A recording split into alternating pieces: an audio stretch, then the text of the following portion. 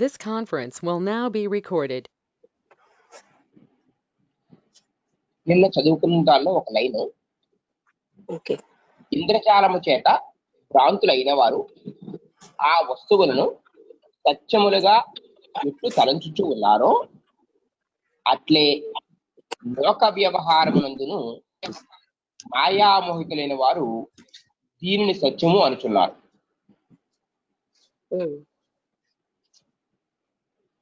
రామ వినుము, ఇక్కడి నుంచి ఈ వెళదండి. ఇంతవరకు నేను చదివింది. ఎల్లప్పుడూ ఏది ఉన్నదో అది ఏ సత్యము. ఒకప్పుడైనను లేకుండా పోవునది సత్యము కాదు. అదే దానికి ప్రమాణం అది చెప్పేది. ఎప్పుడు ఉండేదేదో అదే సత్యం. ఒకసారైనా లేకుండా పోతుందంటే సత్యం కాదు. అయ్యా, స్వప్నములో కాని జాగ్రత్తలో కాని దృశ్యములను గ్రహించుచున్నప్పుడే దృక్కు కూడా ఉన్నట్లు మనకు తెలియచున్నది.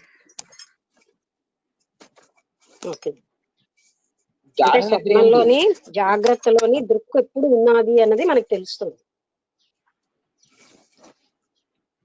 గాఢ నిద్రయందు దృశ్యమును గ్రహించినప్పుడు దృక్కు ఉన్నట్లు తెలియటలేదు. కావున నిద్రలో దృక్కు లేదు. కాబట్టి దృక్కు కూడా అసత్యమే అని నీవు అనవచ్చును. ఓకే, అంటే గాఢ నిద్రలో దృక్కు ఎక్కడుంది? దృక్కు ఎక్కడ కనబడటం లేదు కదా, అందుకని నిద్రలో దృక్కు లేదని నువ్వు అనొచ్చు.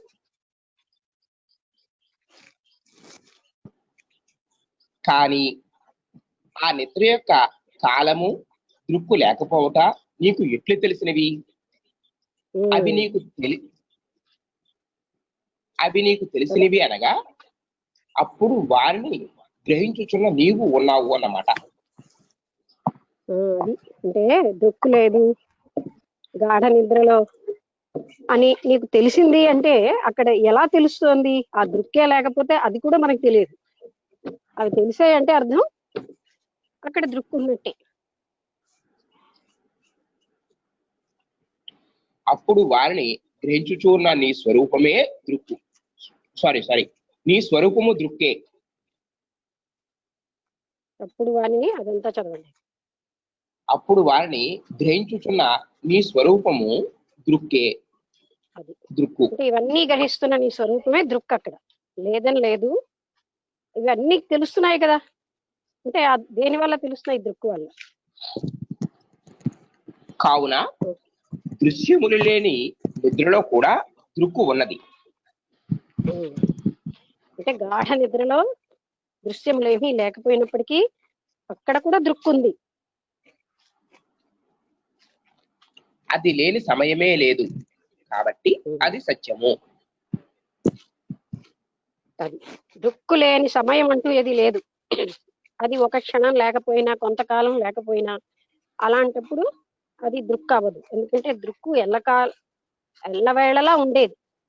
అందువల్ల నిద్రలో కూడా దృక్కు ఉంది, జాగ్రత్త అవస్థలో ఉంది, అది సర్వకాల సర్వావస్థల్లోనే ఉంది.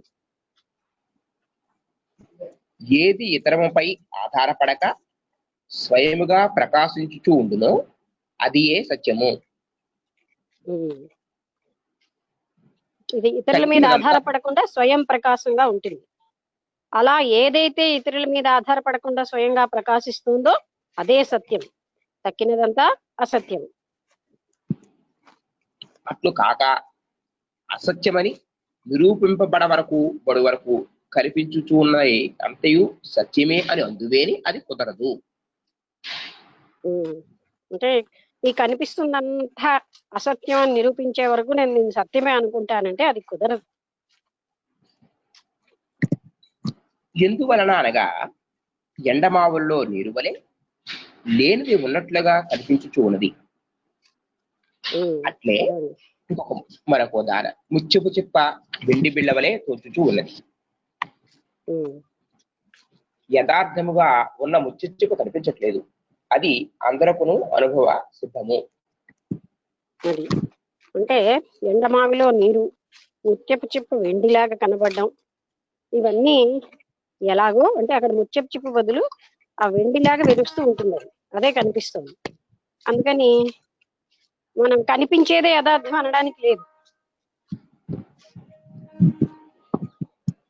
అట్టి ఎడల నీవు చెప్పినట్లుగా అసత్యము అని నిరూపించబడి వరకు కనిపించుచున్నదంతయు సత్యమే అని అంగీకరించినచో ఎండమావుల్లో నీరు కొంతకాలముగా సత్యముగా ఉన్నదని, ముత్యపు చిప్ప నిజముగా కొంతకాలము లేదు అని అంగీకరించవలసి ఉంటుంది.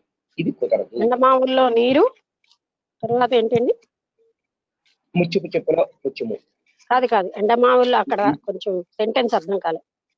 ఎండమావులలో నీరు కొంతకాలం సత్యముగా ఉన్నదని, సత్యముగా ఉన్నది. ఓకే, అంటే అయితే ఇప్పుడు మనకి ఇది కనబడిందే ఇది అసత్యం అని నిరూపించే వరకు సత్యం అంటానంటే కుదరదు. ఎందుకంటే ఎండమావిలో నీరు దూరం నుంచి చూస్తుంటే సత్యంగానే కనిపిస్తుంది, అది సత్యంగా కనిపించినంత మాత్రంలో అది సత్యం కాదు. అలాగే ముత్యపు చిప్ప వెండిలాగా ప్రకాశిస్తూ ఉంటుంది, ప్రకాశించిన మాత్రంలో అది వెండి కాదు. అందుకని ఈ జగత్తు అసత్యం అయినా సత్యంగా గోచరించినంత మాత్రంలో ఇది సత్యం కాదు. కావున ఎప్పుడును స్వయముగా ప్రకాశించుచూ ఉన్న దృక్కు సత్యము, తక్కినదంతా అసత్యము. కేవలంగా దృక్కొక్కటే సత్యము, తక్కినదంతా అసత్యం. ఇది మనం మళ్ళీ మళ్ళీ మళ్ళీ ఎక్కించుకోవాల్సిన విషయం. ఇంకా ఈ ప్రపంచంలో ఇంకొకటి ఏదైనా ఉంది, మనం ఏదైనా పొందాలి అన్నది ఏది కూడా అసత్యమే. దృక్కొక్కటే సత్యం. అట్టి ఎడల కనిపించుచున్న దృశ్యము తప్ప నిర్విశేషముగా ఎప్పుడునూ గోచరింపని దృక్కు లేదని వాదించువాడు మూర్ఖుడు. అంటే కనిపించుచున్న దృశ్యమే ఉంది కానీ నిర్విశేషంగా ఏమీ దృక్కు లేదు అని అలా వాదిస్తూ ఉంటారే, వాళ్ళందరూ మూర్ఖులే. అట్టివాడు నేను లేను అని కూడా చెప్పగలడు. అలా చెప్పిన వాడు నేను లేను అని కూడా చెప్పగలడు. ఎందుకంటే ఆ నేను అన్నది కనిపించట్లేదుగా. శరీరమును ఇంద్రియములను వీడినచో తానున్నాడో లేడో తెలియక తనకి ఉనికి అందే సందేహము కలవాడు ఎట్టి తర్కము చేతనైనను ఇతరుల యొక్క అజ్ఞానము ఎట్లు పోగొట్టగలడు. శరీరాలు ఇంద్రియాలకి భిన్నంగా తాను లేను అని అనుకున్నవాడు ఇతరుల యొక్క సందేహాలను ఎలా తీర్చగలడు, పోగొట్టగలడు? తనే లేననుకుంటున్నాడు కదా. అట్లు వాడు చేయగలిగినచో ఒక పెద్ద గుండురాయి కూడా మానవుల అజ్ఞానము పోగొట్టగలుగును. అంటే అలాంటి వాడే ఆ పని అజ్ఞానాన్ని పోగొట్టగలిగితే ఒక పెద్ద గుండురాయి కూడా ఆ పని చెయ్యగలదు. కావున లోకమున వస్తువులు ఉపయోగపడుచు స్థిరముగా ఉన్నట్లు కనిపించుచున్నంత మాత్రమున ఇవి సత్యములు కానేరవు. అందుకని లోకంలో వస్తువులన్నీ కనబడుతూ స్థిరంగా ఉన్నాయని అనిపించినంత మాత్రంలో అవి సత్యం కావు, అది అనిపించడమే. ఎందుకు అనిపిస్తున్నాయి అంటే దృక్కుకి అలాంటి ఒక స్వభావం కూడా ఉంది. ఈ పదార్థ విజ్ఞానం అంతయు భ్రాంతియే. అదండి, మొత్తానికి పదార్థ విజ్ఞానం అంతా కూడా భ్రాంతి. ఈ శాస్త్రముల విజ్ఞానం అంతయు ఎంతో సత్యమైనట్లుగా తలంచుచూ ఉండుట మహాభ్రాంతి. మనం నేర్చుకున్న ఈ శాస్త్రాలు, అందులో ఇంకా ఇతర శాస్త్రాలు, ఇవన్నిటిలో ఉన్న విజ్ఞానం చాలా నిజం, సత్యం అని అనుకోవడం కూడా ఒక భ్రాంతి. ముత్యపు చిప్ప కనిపించే వరకు వెండి సత్యముగానే తోచుతున్నట్లు ఆత్మ సాక్షాత్కారము కలుగు వరకు జగత్తు సత్యముగానే తోచుతూ ఉండును. అలా అయితే ముత్యపు చిప్పని చూసే వరకు దూరం నుంచి అది వెండిగానే కనిపిస్తుంది. అవి కాదని మనం చూసాక ఇది ముత్యపు చిప్పని తెలుస్తుంది. అలాగే ఆత్మ సాక్షాత్కారం అయ్యే వరకు కూడా జగత్తు సత్యంగానే కనిపిస్తుంది. ఆత్మజ్ఞానము కలిగినంతనే జగత్తు యొక్క విజ్ఞానం అంతయు భ్రాంతియే అగును. అది ఆత్మజ్ఞానం వచ్చాక ఈ జగత్తు కోసం మనకి తెలుసున్న ఈ విజ్ఞానం అంతా కూడా భ్రాంతి అని తెలుస్తుంది. భ్రాంతి అందరకు ఎప్పుడు సమానముగా ఉండునని నీవు చింతించుచూ ఉన్నావు. మళ్ళీ ఏమంటున్నావు? భ్రాంతి అందరికీ ఎలాగ సమానంగా ఉంటుంది? ఒకవేళ భ్రాంతి అయితే అందరికీ చెట్టు చెట్టుగా నీరు నీరుగా అలాగే కనిపిస్తుంది కదా అని నువ్వు చింతిస్తున్నావు. శూన్యమైన ఆకాశము నీలముగా ఉన్నట్లు అందరికును సమానముగానే గోచరించుచూ ఉన్నది కదా. అట్లే అజ్ఞానము యొక్క సామ్యము వలన అందరికును జగత్తు సత్యమైనట్లు సమానముగా భ్రాంతి కలుగుచూ ఉన్నది. అంటే ఆకాశం శూన్యంగా ఉన్నది కూడా అందరికీ నీలంగానే కనిపిస్తుంది. అలాగే ఈ అజ్ఞానం సామ్యం అంటే అందరికీ ఉంది. అజ్ఞానం దాంతో ఆవరించబడింది కదా. అంటే అవిద్య, అజ్ఞానం, మాయ, అందువల్ల అందరికీ అది ఉన్నట్టుగానే కనిపిస్తుంది. ఆ భ్రాంతి తొలగినంతనే శుద్ధమైన ఆత్మ విజ్ఞానము కూడా అందరికును సమానముగానే కలుగుచూ ఉన్నది. ఆ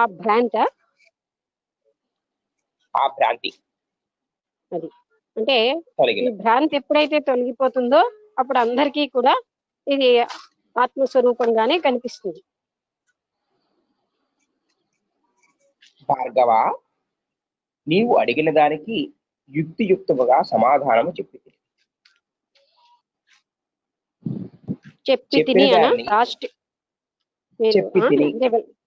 అది బాగా చదవండి, లాస్ట్ లోది కూడా. ఓకే, చదవండి. చెప్పిన దారిని చక్కగా విచారించుకొని సందేహము వీడి నిశ్చయమును పొందుము. అది ఇప్పుడు నేను ఏమేమి అడిగేవో దానికి నేను బాగానే సమాధానం చెప్పాను. చెప్పిన దాన్ని నువ్వు చక్కగా విచారించి అప్పుడు ఆ విషయంలో ఉన్న నిజం అంటే సత్యాన్ని స్థిరపరచుకో. ముక్తి నొందిన తరువాత వ్యవహారము ఎట్లు జరుగును అని ఇంతకు పూర్వము ప్రశ్నించి ఉంటివి. దానికి సమాధానం వినుము. ముక్తి పొందే వ్యవహారం ఎలా జరుగుతుందని ఇంతకు ముందు నువ్వు ప్రశ్నించావు. ఇప్పుడు దానికి సమాధానం విను. లోకమునందు ఉత్తములు, మధ్యమములు, అధమములు అని ముక్తులు 3 విధములుగా ఉన్నారు. లోకంలో ముక్తులు 3 రకాలుగా ఉన్నారు. ఉత్తములు, మధ్యములు, తర్వాత అధములు. ముక్తి పొందిన వాళ్ళలో 3 రకాలు. ప్రారబ్ధము వలన కలుగుచుండు సుఖ దుఃఖముల చేత క్షణక్షణము కలతనందుచుండియు స్వరూప జ్ఞానము కలిగి ఉండేవారు అధములు. అది అంటే ప్రారబ్ధం వల్ల ఉన్న వాసనలు, వాటి వల్ల వచ్చిన కర్మలన్నీ చేస్తూ స్వరూప జ్ఞానంలోనే వాళ్ళు ఎప్పుడూ ఉండే వాళ్ళని ఉత్తములు అంటాం.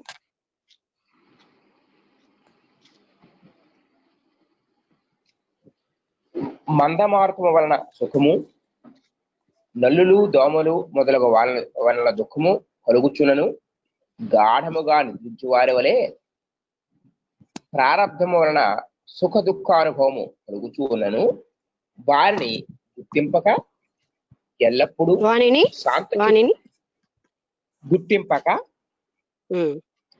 ఎల్లప్పుడూ శాంత చిత్తులై ఉండువారు మధ్యములు. అది అంటే సుఖ దుఃఖాలు కలుగుతున్నా వాటిని ఏమీ గుర్తింపకుండా ఎప్పుడు కూడా శాంత చిత్తంతో ఉండే వాళ్ళని మధ్యములు అంటున్నాం.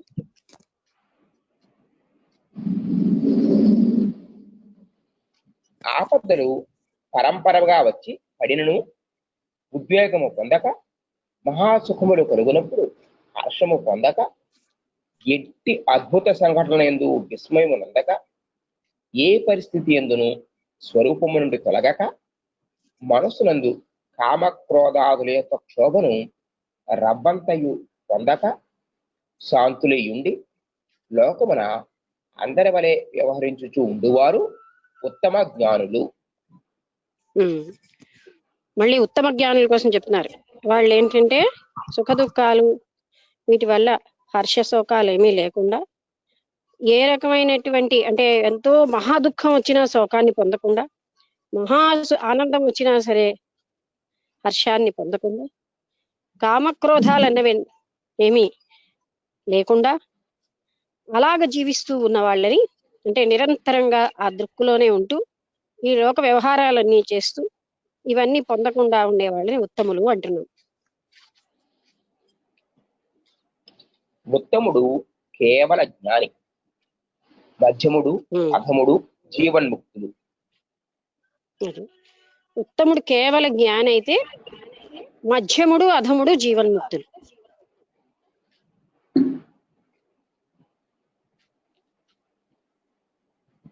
ఒక్క విషయం అడగచ్చా అండి? అడగండి. జీవన్ముక్తులు చంద్రగా వింటూ ఉండడంలో వీళ్ళు ఉత్తములు అని అనిపిస్తూ ఉంటుంది కదా లోకంలో. అంటే వీళ్ళకంటే ఉత్తముడు స్థితి గొప్పదినా? కేవల జ్ఞాని లోకంలో అనిపించేది వేరు కదా. అంటే జీవన్ముక్త స్థితి మిగతా అందరికంటే చాలా గొప్ప స్థితి. అయితే ఇక్కడ కేటగిరీ ఏం చెప్తున్నారంటే వాళ్ళు మధ్యములు అధముల్లోకి వస్తారు అనేసి. ఇక్కడ మనం అంత గట్టిగా పెట్టుకోక్కర్లేదు కానీ కొంచెం తేడా చూపిస్తున్నారనమాట. ఉత్తములైన వాళ్ళు ప్రారంధ వలన వాసనలు పనులతో పనులన్నీ చేస్తూ హర్షశోకాలు లేకుండా, కోపోద్రిక్తం అంటే అలాంటి వాటికి అలాంటి ఎమోషన్స్ కి లోనవ్వకుండా, అంటే వాళ్ళకి కోపం ఎప్పుడు కావాలంటే అప్పుడు ప్రయోగించుకోగలరు కానీ వాళ్ళ చేతుల్లో ఉంటుందని, ఆ విధంగా అన్ని పనులు చేస్తూ నిరంతరం దృక్ స్థితిలో ఉంటారనమాట. అది వాళ్ళని ఉత్తములు అంటున్నాం. వీళ్ళు రెండో కేటగిరీ సమాధిలో ఉంటారని అంటున్నాం కదా. వీళ్ళు ఏం చేస్తూ ఉంటారంటే మనస్సుని ఎటువంటి వాటితోటి నిరోధించుకుంటూ అలాగే వాళ్ళు అలా ఉంటారు. అంటే ఇప్పుడు ఉదాహరణ చెప్పారు కదా, దోమలు గాఢ నిద్రలో దోమలు కరిచినా తెలియనట్టు, అలాంటివి ఏమీ తెలియనట్టుగా జీవిస్తూ ఉంటారు ఈ మధ్యములు. అధములేంటి? హర్షశోకాలు పొంది మళ్ళీ వాళ్ళకి ఆల్రెడీ దృక్ స్థితి తెలుసు కనుక అందులోకి వెళ్ళిపోతుంటారు. వాళ్ళు అధములు.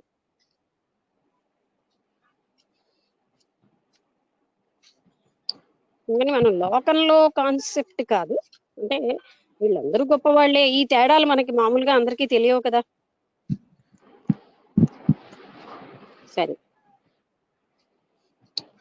ఓకే. అధముడు సంతతము సమాధి స్థితి ఎందు నిల్వచాలడు.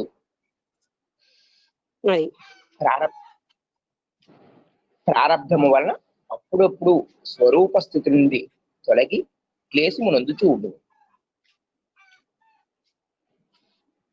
అభ్యాసము బలం చేత మనస్సును నిరోధించి ఎల్లప్పుడూ లోపల సమాధి స్థితి యందు నిలవగలిగిన వాడు మధ్యముడు. అది అతనికి ఈ మధ్యముడికి కూడా అప్పుడప్పుడు క్లేశాలు కలిగినా ఆయన ఏంటంటే వాటికి ఏమి అంటే ప్రభావితం కాకుండా ఎల్లప్పుడూ కూడా సమాధి స్థితిలో ఉంటూ ఉంటాడు. అటువంటి వ్యక్తిని మనం మధ్యముడు అంటున్నాం. అంటే సామాన్యంగా మన అందరి కాన్సెప్ట్ లో అలా సమాధి స్థితిలో ఉన్నవాడు చాలా గొప్పవాడు అని. కానీ ఇప్పుడు దత్తాత్రేయుల వారు చెప్పిన డివిజన్లో ప్రారబ్ధ కర్మలు చేస్తూ నిరంతరం దృక్కు స్థితిలో ఉన్నవాడు ఉత్తముడు. ఈ మధ్యముడు ఏంటి? నిరంతరం సమాధి స్థితిలో మనస్సును పనిచేయకుండా ఉంచి అక్కడ ఉంచాడు. ఆయనకి ప్రారంధం ఉంటుంది. ఆ ప్రారంధం వల్ల వచ్చినటువంటి సుఖ దుఃఖాలకి ఏమీ చెల్లించకుండా ఆయన సమాధిలో కూర్చుంటాడు, మనస్సుని గ్రహించాను కాకపోతే మనస్సు లేకుండా చేసుకుని. మనస్సు వ్యవహారమునందు ప్రసరించుచు ఉన్నను వెలుపల కూడా దృఢమైన సమాధి స్థితిలో ఉన్నవాడు ఉత్తముడు. మనస్సు వ్యవహారాల్లో ఉన్నా సరే వెలుపల కూడా ఆయన అంటే నిరంతరంగా ఆయన సమాధి స్థితిలో ఉంటాడు. ఇక్కడ సమాధి అనగానే మనం కళ్ళు మూసి కూర్చోవడం అన్న భావన పోతుంది కదా. నిరంతరంగా దృక్కు స్థితిలోనే ఉంటాడు, దృక్కులోనే నిలిపి ఉంటాడు. అలా ఉండడాన్ని సమాధి అంటున్నాడు. అందుకని ఆయన బాహ్య వ్యవహారాలు చేస్తున్నా, మనస్సు బాహ్య వ్యవహారాల్లో ఉన్నా ఆయన నిరంతరంగా దృక్ స్థితిలోనే ఉంటాడు. కావున బుద్ధి యొక్క భేదములను అనుసరించి జ్ఞాన పరిపాకము యొక్క దశలలోని భేదములను బట్టి వారి వారి ప్రారంభ శేషములను బట్టి జ్ఞానులకు కూడా విచిత్రములైన వ్యవహారము సంభవించుచూ ఉండును. ఎవరికి కూడా? జ్ఞానులకు కూడా. అందుకని వాళ్ళ వాళ్ళ ప్రారంధాన్ని బట్టి జ్ఞానులకు కూడా చిత్రమైనటువంటి వ్యవహారాలు సంభవిస్తూ ఉంటాయి.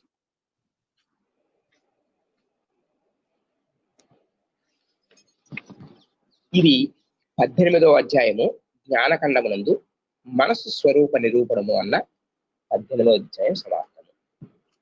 సినాప్సిస్ అయిందా, అధ్యాయమే అయిందా? ఇది ఇంకా దీనికి సినాప్సిస్ ఏం లేదండి, అధ్యాయం అయింది. దీనికి మరి సినాప్సిస్ ఏం రాయలేదు.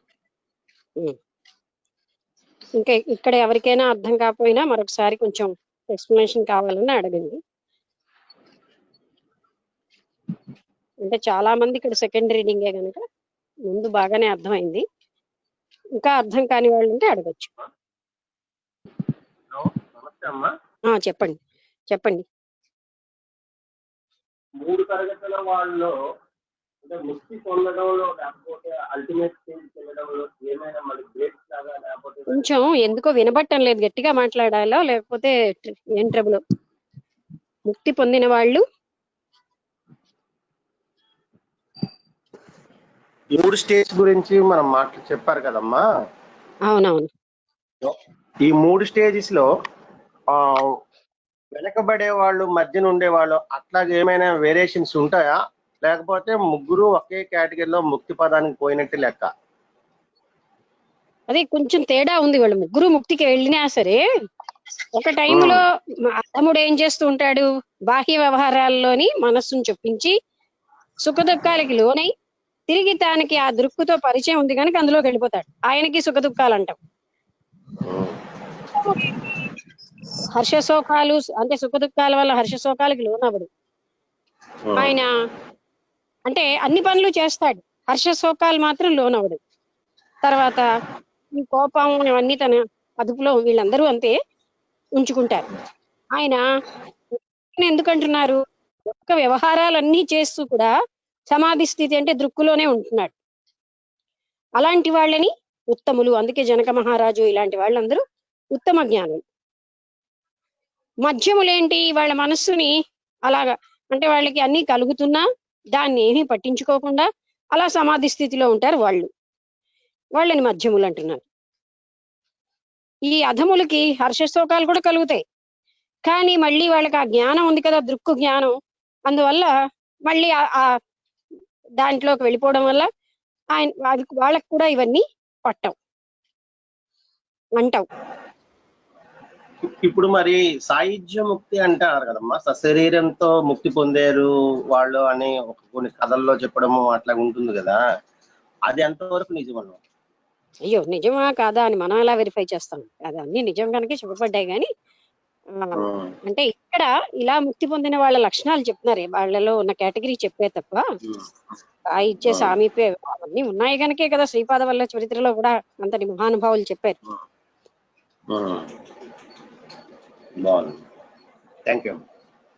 ఓకే.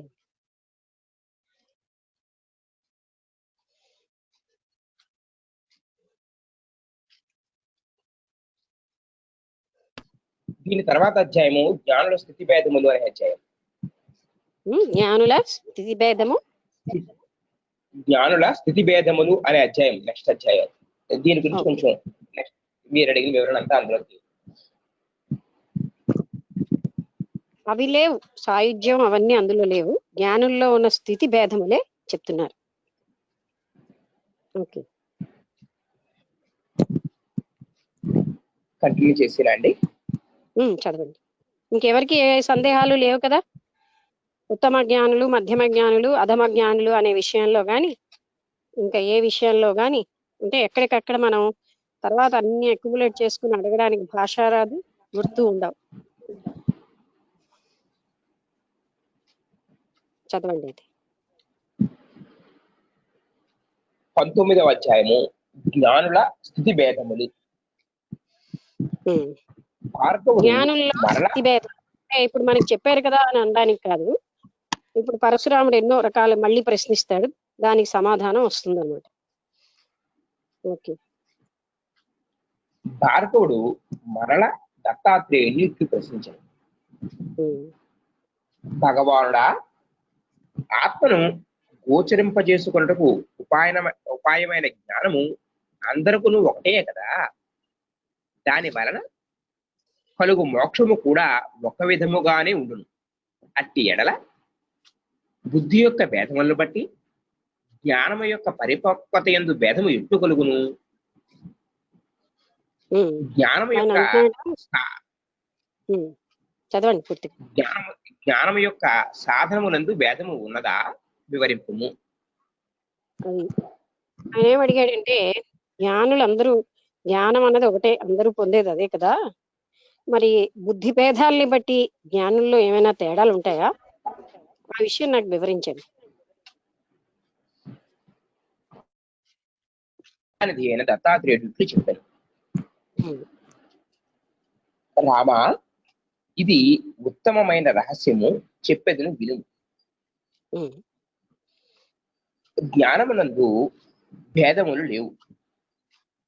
ఉమ్. సాధనముల యొక్క తారతమ్యముల వలననే ఫలప్రాప్తి యందు భేదములు ఏర్పడుచూ ఉన్నవి. అది వాళ్ళు పొందే జ్ఞానంలో ఏమీ భేదం లేదు, కానీ సాధనం అంటే వాళ్ళ పనిముట్లు అంటే శరీరాలు, వాటిలో ఉన్నటువంటి తారతమ్యాల వల్లే ఈ భేదాలు ఏర్పడుతున్నాయి. అంటే శరీరం అంటే కేవలం భౌతిక శరీరమే కాదు, అన్ని శరీరాలు వీటి అంటే వాళ్ళ యొక్క పర్టికులర్, మరి వింటాం పూర్తిగాను, ప్రారంధ కర్మలు అవ్వచ్చు, మళ్ళీ వాళ్ళ యొక్క మొదటి నుంచి వచ్చినటువంటి లక్షణాలన్నిటి వల్ల వాళ్ళలో తారతమ్యాలు కనిపిస్తున్నాయి, కానీ పొందే జ్ఞానం ఒకటే. సాధన పూర్తి అయినంతనే చక్కగా పండిన పండు పైనుంచి రాలి ఎడిలో పడినట్లుగా జ్ఞానము అనాయాసముగా సిద్ధించును. అనాయాసముగా అవునండి, అంటే అనాయాసముగా. పండు బాగా పండే దానంతా అది ఎలాగ పడిపోతుందో, అలాగే ఈ సాధన అంతా అయిన తర్వాత అనాయాసంగా అంటే అప్రయత్నంగా జ్ఞానం సిద్ధిస్తుంది. సాధన యొక్క అపూర్ణ ఎంతలి తారతమ్యముల చేత శ్రమయందును తారతమ్యములు కలుగుచూ ఉన్నది. అది అంటే వాళ్ళు సాధనలో ఉన్న తారతమ్యాల చేత ఆ జ్ఞానంలో కూడా తారతమ్యాలు ఉంటాయి. అంటే కొంతమంది చాలా తీవ్రంగా చేస్తే, కొందరు నెమ్మదిగా చేస్తారు, ఇంకా కొంతమంది ఇంకా నెమ్మదిగా, అలాగా.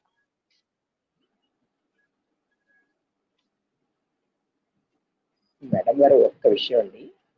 ఓకే. మీకు ఆయాసం అయినా అనిపిస్తుందా? మాట ఎందుకో తేడాగా వినిపిస్తుందా? నాకు ఇన్హేలర్ గానీ ఏమైనా తీసుకోవాలా? అవునవును, ఇన్హేలర్ కాదు, నేను వాకింగ్ చేస్తూ ఎప్పుడు కూడా రోజును, కానీ ఈ రోజు కొంచెం పొద్దు నుంచి ఆయాసం ఉంది కనుక మీరు గమనించారు, ఏం పర్వాలేదు. ఓకే.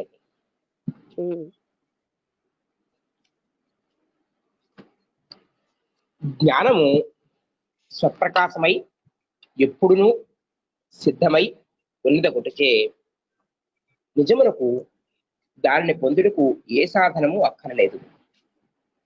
అదే అండి, అది ఎప్పుడు జ్ఞానం ఏంటంటే అది స్వయంగా ప్రకాశిస్తూ ఉంది గనక అది దాన్ని పొందడానికి అది ఎప్పుడు ఉంది, అందువల్ల దాన్ని పొందడానికి ఏ సాధనము అక్కర్లే.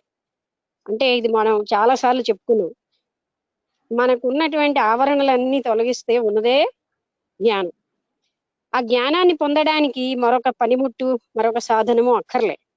అది సర్వకాల సర్వావస్థల్లో అక్కడ ఉన్నదే. మనం సాధన అన్న పేరుతో ఈ అవిద్య ఆవరణాలన్నీ తొలగించుకుంటున్నాం, తొలగించుకుంటే ఉండేదే అది. ఎల్లప్పుడూ భాషించుచున్న స్వరూపమును పొందుటకు సాధనములతో పని ఏమున్నది? అది ఎప్పుడు ప్రకాశిస్తున్న ఆ స్వరూపాన్ని పొందడానికి వేరే సాధనాలతో పని ఏంటి? అది ఎప్పుడు ఉంది అక్కడే. దానిని ఆవరించి ఉన్న వాసనల మాలిన్యమును తొలగించుటకే సాధనములన్నీ ఉపయోగపడుచూ ఉన్నవి. అదేండి మళ్ళీ అదే చెప్పారు కదా.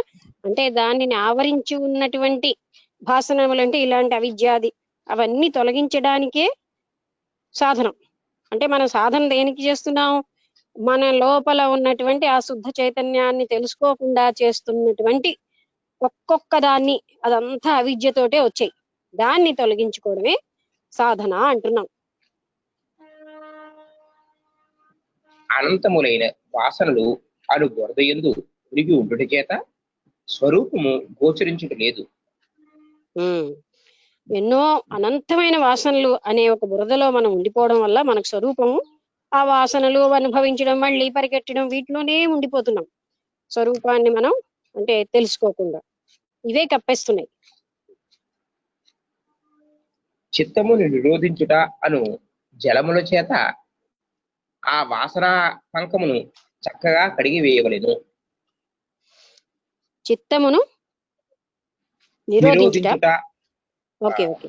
అంటే ఆ చిత్తవృత్తి నిరోధ అన్నారు కదా, ఈ చిత్తవృత్తి నిరోధాల వల్ల ఆ వాసనల అనే బురదని కడిగేసుకోవాలి. అనాది కాలముగా దేహేంద్రియములే నేను అను గాఢమైన భావనతో చిత్తము రూపొంది ఉన్నది. అను ద్వారమైన భావనతో ముందు, దాని ముందు గాఢమైన. ఓకే. అంటే ఈ ఇంద్రియాలే నేను, ఈ దేహమే నేను అనే ఒక ప్రగాఢమైన భావన ఉండబట్టే చిత్తం ఉంది.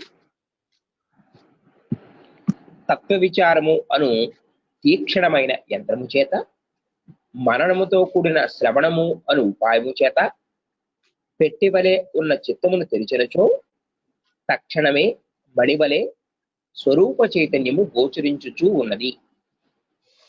అదేండి.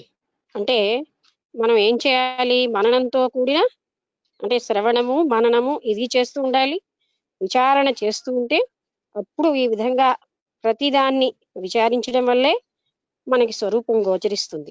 ఈ అవిద్య అనే దాన్ని పోగొట్టుకోగలం.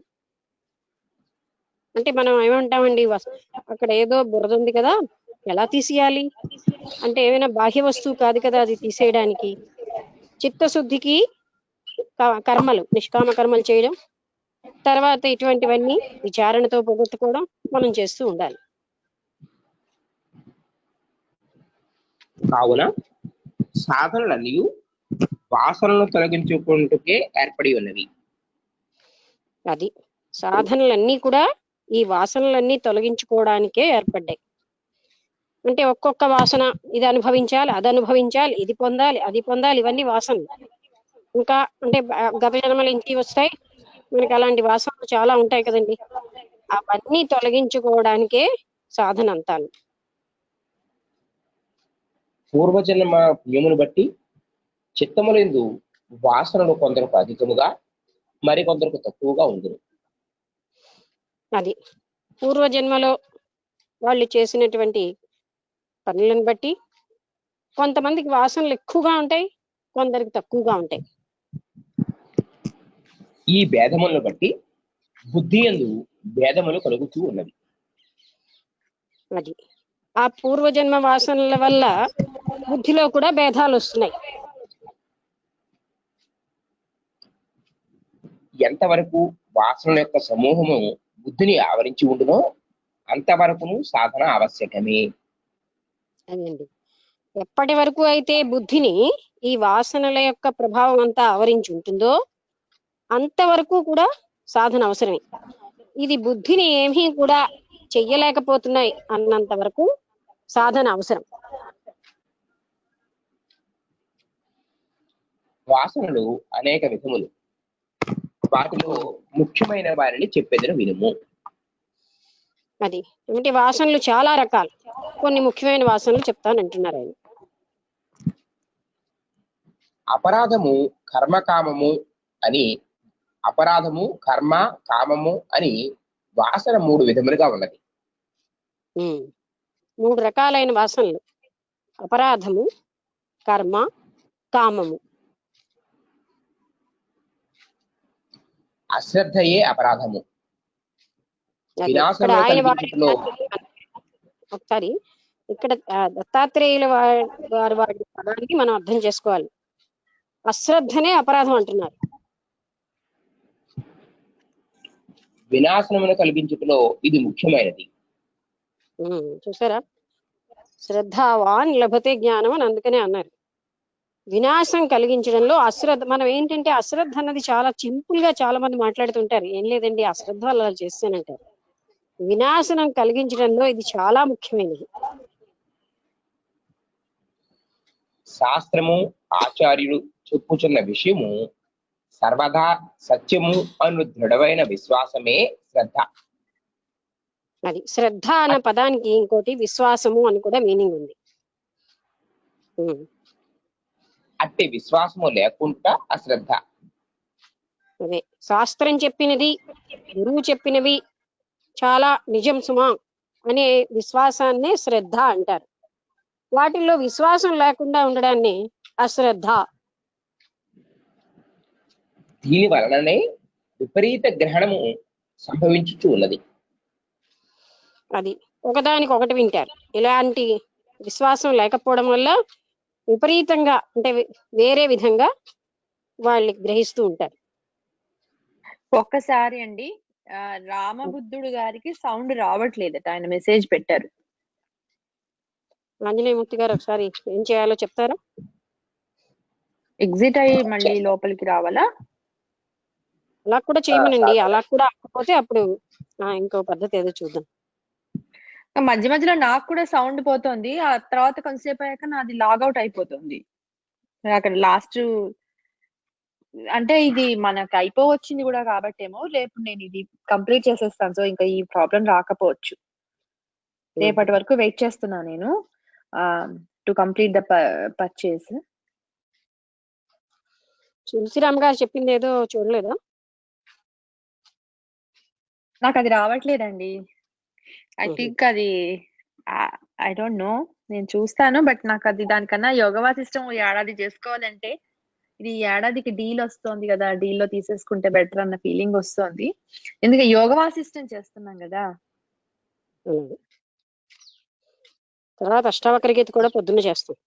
లేదా అంటే ఏదో ఒక టైం ఇలా అనుకుంటున్నప్పుడు ఇంకా ఇది ఏదో ఒకటి కొంచెం కొంచెం ఒక లాంగ్ టర్మ్ ది జుగాడ్ చేసుకుంటే బెటర్ అని నేను మ్యూట్ చేసుకుంటా. ఆంజనేయమూర్తి గారు చెప్తున్నారేమో. వారు చెప్పింది నాకు కూడా పని చేయలేదండి యాప్, అదే సరిగా అనిపించలేదు. ఇది బ్లూ జీన్సా? అవునండి. ఓకే, ఇప్పుడు రామబుద్ధుడు గారికి సౌండ్ వస్తుందా?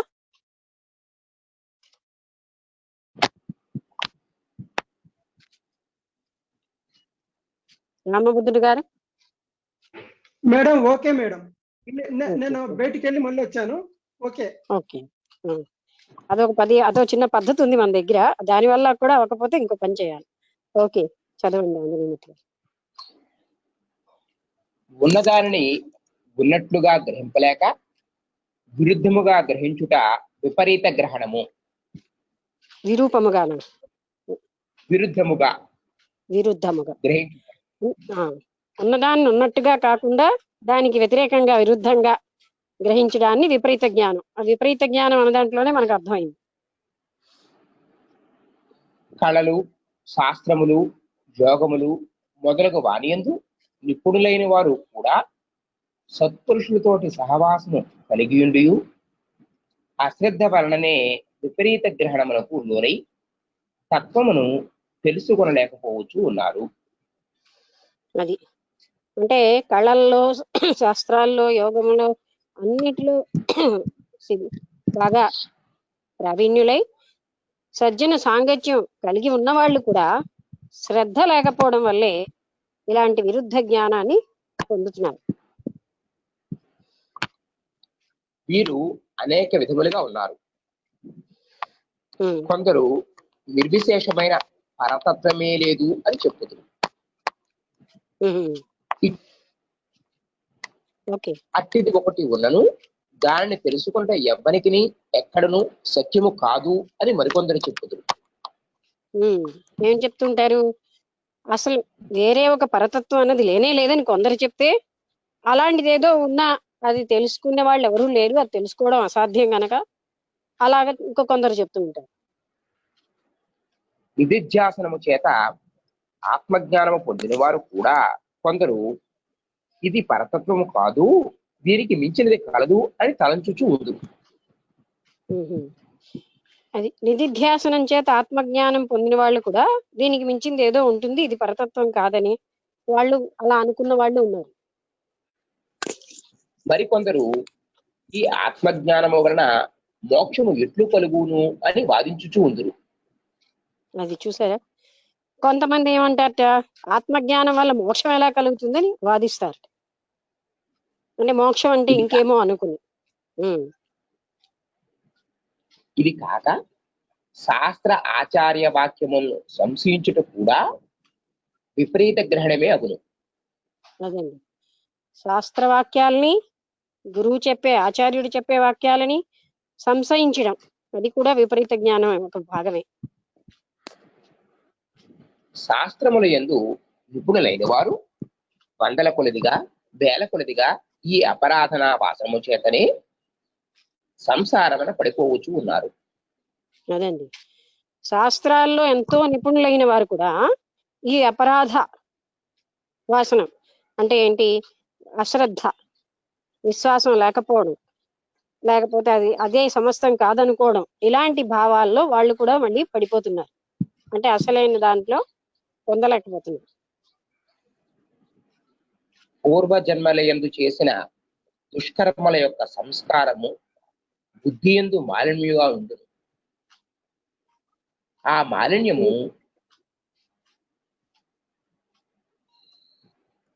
మాలిన్యము గురువు ఉపదేశించున్న విషయమును గ్రహించుటకు ప్రతిబంధకం అగును. అది దానికి కూడా మనమే కారణం. పూర్వజన్మ యొక్క మాలిన్యాలు, వాసనలనే మాలిన్యాలు ఉండడంతో అవి బుద్ధి ఏం చేస్తుందంటే అసలు గురువు ఉపదేశించిన దాన్ని శ్రద్ధగా, విశ్వాసంతో ఉండకుండా చేస్తుంది. ఈ కారణంగానే వారి వారి ప్రాప్తానుసారం వాళ్ళ వాసనలు అనుసరించే జ్ఞానాన్ని పొందుతున్నారు. అశ్రద్ధ అంటే అవిశ్వాసం. ఆ విశ్వాసం వాళ్ళకి ఎక్కడి నుంచి వచ్చింది? వాళ్ళ కర్మల నుంచి, వాళ్ళ వాసనల నుంచి. అట్టి వారు గురువు ఎంత చక్కగా చెప్పుచూ ఉన్నను గ్రహింపచాలరు. దీనిని కర్మవాసన అందు. అది ఈ కర్మవాసనల వల్లే గురువు ఎంత బాగా చెప్తున్నా వాళ్ళు గ్రహించలేరు. ప్రాణాయామోదల చేత కూడా దీనిని జయించుట సాధ్యము కాదు. అది అంటే ఈ వాసనలను జయించడం అనేది ప్రాణాయామాదుల చేత కూడా సాధ్యం కాదు.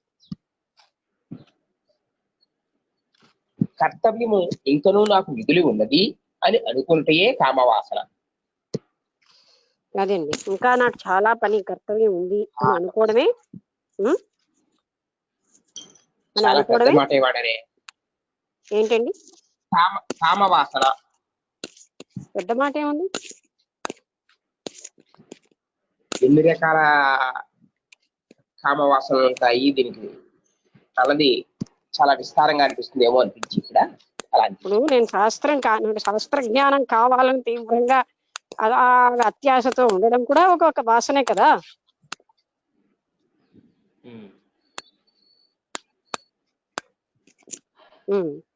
కామము అంటే కోరిక అని కూడా అర్థం ఉంటుంది కదా. కోరిక అనే అర్థం ఉందా ఏంటి? కామం అంటేనే కోరిక. కోరిక దేనిపైన అన్నది వేరే సంగతి. ఓకే, దీనికి అనేక శాఖలు కలవు. ఇది అనంతము, ఇది అనంతము. సముద్రములో తరంగములను కాని, భూమిలో రేణువులను కాని ఎవడైనను లెక్క పెట్టవచ్చునేమో కానీ ఒక వ్యక్తి యొక్క కామములను లెక్క పెట్ట సాధ్యము కాదు. లెక్క పెట్ట సాధ్యము కాదు అంటే ఇన్యూమరబుల్, అంటే ఇంకా వాటిని సముద్రంలో ఉన్న అలలైనా లెక్క పెట్టొచ్చుట, అసలు అదే అసాధ్యం. కానీ వ్యక్తిలో ఉన్న కామాల్ని మాత్రం ఇన్ని ఇన్ని కోరికలు ఉన్నాయని చెప్పలేం, అన్ని ఉంటాయి.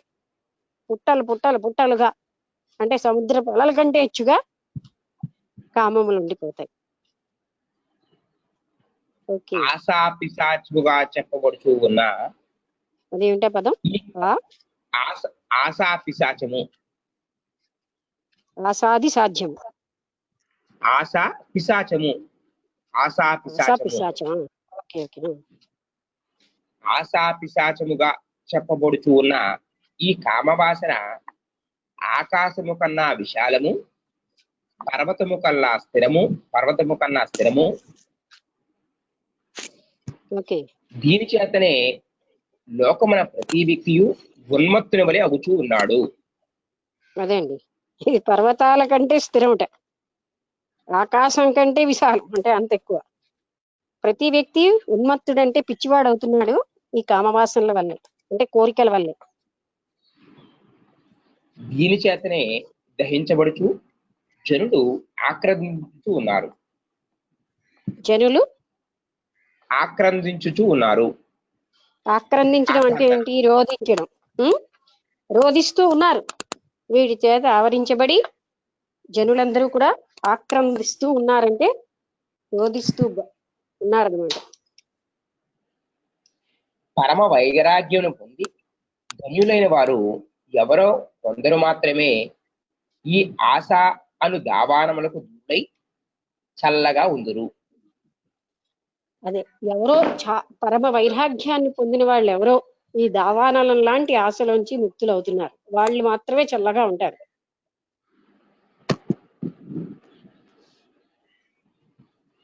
ఈ మూడు వాసనలు మనస్సును ఆక్రమించి ఉండుట చేతనే తత్వము భాషించుట లేదు.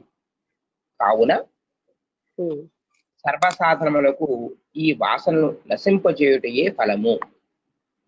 సర్వ సాధనములకు అన్ని సాధన, ఇక్కడ మనం చేసే సాధనాలన్నీ కూడా ఈ వాసనలను నశింప చేయడానికే.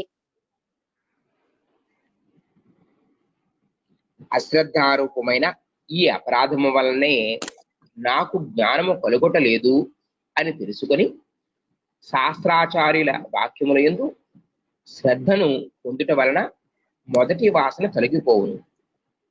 అది అంటే నాకు నా వాసనలు బట్టే ఈ శ్రద్ధ కలగటం లేదని తెలుసుకుని మళ్ళీ ఆ శాస్త్ర వాక్యాలలో గాని గురువు యొక్క వాక్యాల మీద గాని శ్రద్ధని నిలపడం వల్లనే దీన్ని మనం పోగొట్టుకోగలం, జయించగలం.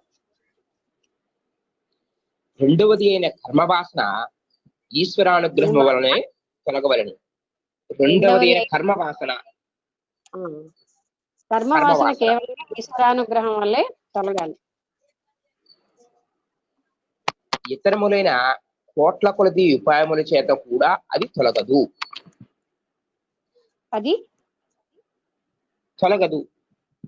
తొలగదు. నాకు కొన్న దగ్గు అని వినబడింది అందుకు. అయితే ఎలాంటి ఇతరమైనటువంటి సాధనలు వేటి వల్ల కూడా అది తొలగదు. ఈశ్వర ఆరాధన చేయుచున్నచో ఆ కర్మవాసన అల్పముగా ఉన్నచో ఈ జన్మ నుండి ఈశ్వరానుగ్రహము కలిగి అది నశించును. అది ఈశ్వర ఆరాధన చేయడం వల్ల ఈ జన్మలోనే ఈశ్వర అనుగ్రహానికి ప్రాప్తులమై ఆ కర్మవాసనని తొలగించుకోగలం. అది ప్రబలముగా ఉన్నచో అనేక జన్మలలో ఈశ్వర ఆరాధనము చేయుచూ ఉండుట వలన నశించును. అది ఒకవేళ ఇంకా ప్రబలంగా ఉందనుకోండి, ఈ జన్మలో అది నశించకపోయినా అనేక జన్మల్లో కూడా ఈశ్వరారాధన చేయడం వల్లే ఆ రెండవదైన కర్మవాసన నశిస్తుంది. ప్రబలమైన వ్యాధి తొలగిపోవటకు బహుకాలము ఔషధమును సేవించుట ఆవశ్యకమే కదా. ఏం పానం? ప్రబలమైన వ్యాధి తొలగిపోవటకు బహుకాలము ఔషధమును, అంటే చాలా గట్టిగా ఉందనుకోండి, వ్యాధి తీవ్రత ఎక్కువగా ఉంటే చాలా కాలం ఏం చేయాలి, మనం ఔషధాన్ని తీసుకోవాలి. అలా కాకుండా వ్యాధి తక్కువ ఉంటే తక్కువ కాలంలో తగ్గిపోతుంది.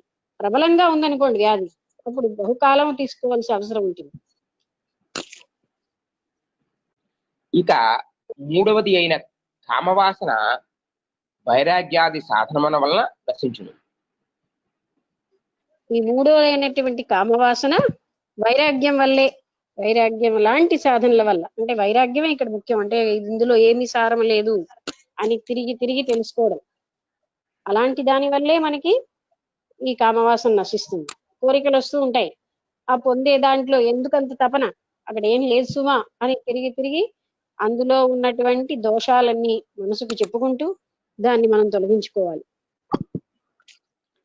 సంసార సుఖము ఎందరి దోషమును నిరంతరము చూచుచూ ఉండుట వలనే వైరాగ్యము కలుగును. మరి ఒక విధముగా అది కలుగనే కలుగదు. అందుకని వైరాగ్యం ఎలా కలుగుతుందంటే సంసార సుఖంలో ఉన్న దోషాలు నిరంతరం గుర్తు చేసుకునే వల్లనే వైరాగ్యం కలుగుతుంది. మరి ఒక విధముగా అది కలుగనే కలుగదు. అంటే ఆ విధంగానే కలుగుతుంది తప్ప మరొక విధంగా కలగదు. అంటే ఈ సంసార సుఖం ఎంత అనుభవిస్తున్నా అది దోషాలతోనే ఉంది, దానివల్ల మనకి ఎన్నో బాధలు వస్తున్నాయి అనే విషయాన్ని మనం గ్రహించి మనస్సుకి తిరిగి తిరిగి చెప్పుకోవడం వల్లనే మనం ఆ సుఖాల పట్ల వైరాగ్యం పొందగలం. ఈ వాసన అప్పుడు కామవాసన జయించగలం. ఓకే, ఈ వాసనల యొక్క అల్పత్వమును బట్టి ప్రబలత్వమును బట్టి వైరాగ్యాది సాధనములు కూడా అల్పముగా ప్రబలముగా అవలంబించవలసి ఉండును. ఈ వాసనలు ఎంత ఎక్కువగా ఉన్నాయి, ప్రబలం అంటే ఎంత ఎక్కువగా ఉండడం, అల్పత్వం అంటే ఎంత తక్కువగా ఉన్నాయి. తక్కువగా ఉన్న వాళ్ళు తక్కువ సాధనలతోటే గ్రహించగలరు, ఆ స్థితికి వచ్చేస్తారు. ఈ వాసనా బలం ఎక్కువగా ఉన్న వాళ్ళు సాధన తీవ్రతరంగా చేయాలి, ఎక్కువ కాలం చేయాలి. దీనిలో సాధనములకు మూలము ముక్తి కావలను అను గాఢమైన తపన. అదండి, అన్ని సాధనలు, అసలు సాధన ఎందుకు చేయాలి అన్న ప్రశ్న కూడా చాలా మంది అడుగుతారు. ఈ సర్వ సాధనలకి మూలం ఏమిటంటే ముక్తి కావాలి అని ప్రగాఢమైనటువంటి తలంపు ఉంటేనే ఈ సాధనలన్నీ చేయాలనిపిస్తుంది. లేకపోతే ఏముంది, ప్రపంచ సుఖాలన్నీ అనుభవిస్తే నష్టమేమిటి, ఈ కోరికలు ఉంటే తప్పేమిటి అని వాదించే వాళ్ళు కూడా ఉంటారు. అందువల్ల ముక్తి కావాలి అనే కోరికే ఈ సాధనలన్నిటికీ మూలం. ఒకరిని నీటిలో ముంచినప్పుడు వానికి ఊపిరాడక నీటిలో నుంచి బయటపడవలను అని ఎట్లు గిలగిల కనుకొనుచు ఉండునో ఆ విధముగా సంసారం నుండి బయట పడవలను అని ముఖానపడికి కొనుకు తపనయే ముముక్షత్వము. అదండి, అంటే మామూలుగా ఉంటేప్పుడు ఏమి ఈ తపన మనకి రాదు. నీటిలో ముంచే వ్యక్తి ఎలా అయితే నీటిలోంచి బయటపడాలని తపిస్తూ ఉంటాడో, సంసారంలో మునిగిపోయి బాధలన్నీ పడి పడి ఉన్న వాళ్ళు ఈ సంసార కూపంలోంచి బయటపడాలి. లక్ష్మీ నృసింహ కరావలంబ స్తోత్రంలో సంసారం అతిఘోరం అన్నారు. అతిఘోరం అని, ఇది దావానలం అని రకరకాల పేర్లు పెట్టారు. అంటే ఎంత అతి భయంకరమైనదని, అంటే అనుభవిస్తున్న కొద్దీ అందులోంచి తెలుస్తుంది అనమాట మనిషికి. ఎన్ని సుఖాలు అనుభవించినా ఇది చాలా దావానలం, అంటే అగ్నిలా ఉంది, ఈ కారణ్యంలా ఉంది అని తట్టుకోలేని పరిస్థితులు వచ్చినప్పుడే వ్యక్తికి ముక్తి కావాలన్న కాంక్ష స్టార్ట్ అవుతుంది. అంతవరకు స్టార్ట్ అవ్వదు. అప్పుడు కూడా దైవ ఆశీర్వచనం ఉంటేనే ముక్తి కావాలన్నది స్టార్ట్ అవుతుంది. అది లేకపోతే మళ్ళీ మళ్ళీ ఈ పద్ధతులు కాదు, వేరే పద్ధతుల్లో ఇది అనుభవిద్దామనే వస్తుంది, కానీ వీటిలో ఏమీ లేదు అన్న భావన రాదు. అది లేకున్నచో శ్రవణ మననాదులు పాండిత్య సంపదగా పరిణమించుచునే గాని ముఖ్య ఫలము అసంగవు. పాండిత్య అది చదవండి. పాండిత్య సంపదగా పరిణమించునే కానీ ముఖ్య ఫలము అసంగవు. అదండి, అంటే ఈ శ్రవణ మననాల వల్ల పాండిత్యం ఒకటే వస్తుంది, కానీ అసలైనటువంటి ముఖ్యమైన ఫలం అది రాదు. అంటే ఇంత నాకు వచ్చు, ఈ శాస్త్రం వచ్చు, ఆ శాస్త్రం వచ్చు అని ఆ విధంగానే ఉంటాం, కానీ అసలైనటువంటి ఫలమైన ముక్తి రాదు. ఆ పాండిత్యమంతయు శవమునకు కావించిన అలంకారము వలె వ్యర్థము. చూసారు ఎలా వాడారు? శవానికి అలంకరిస్తే ఎంత వ్యర్థమో అలాగా గొప్ప కోసం నేర్చుకున్న పాండిత్యం కూడా వ్యర్థమే. ముముక్షత్వము కొద్దిగా ఉన్నను ఉపయోగము లేదు. సరే, ముముక్షత్వం అంటే ముక్తి కోసం తపన కొంచెంగా ఉన్నా సరే ఏమీ ఉపయోగం లేదు.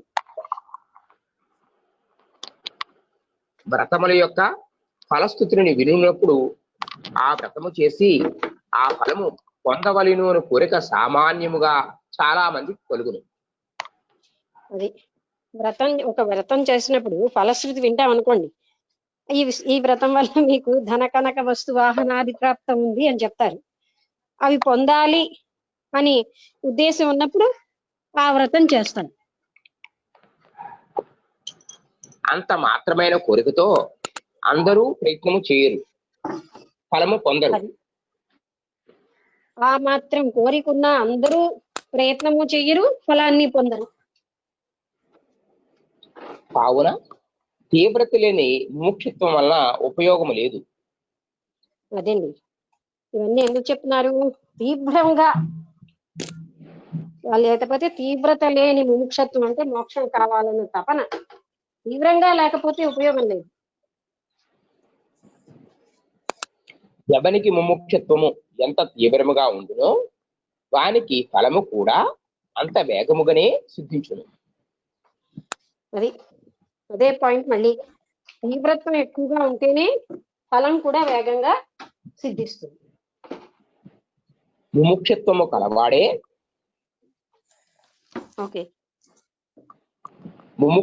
కలవాడే అన్నింటినీ వదులుకొని ఆత్మజ్ఞానమునందే తత్పరత్వము కలవాడు అగును. అదండి, ఎవరికైతే మోక్షం మీద మోక్షకాంక్ష అనేది ఉంటుందో, అది కాంక్ష కాని కాంక్ష, కోరిక అనగానే కోరిక అనుకోకండి, అలాంటి వాళ్ళు ఇలాంటివన్నిటినీ సులువుగా వదిలించుకోగలరు. తీవ్రతరమైనటువంటి మోక్షత్వం ఉంటేనే వాళ్ళు ఈ పర్టికులర్ అవరోధాలన్నీ తొలగించుకోగలరు. దేహమంతయు తాపముతో ఉడికిపోవచ్చు ఉన్నప్పుడు ఎవ్వడును చల్లదనము తప్ప దేనిని కోరడు. అట్లే ముక్తి తప్ప నాకేమీ వలదు అని తీవ్రమైన కోరిక కలిగిన వారికి ఫలము కూడా త్వరగా లభించును. అదండి, తాపంతో వేడితో బాగా ఉడికిపోతున్నప్పుడు చల్లదనం తప్ప నాకేం అక్కర్లేదు అంటాం. అలాగే ఈ సంసార తాపాలన్నిటితో సంసార కూప మతిఘోర అని ఆ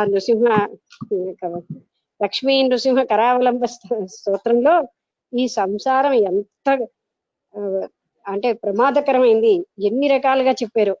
అందుకని దీనిలోని తాపం వచ్చినప్పుడు మాత్రమే భరించలేకపోతున్నాను ఈ బాధలు అనిపించినప్పుడే ఆ కోరిక మొదలవుతుంది చాలా మందికి.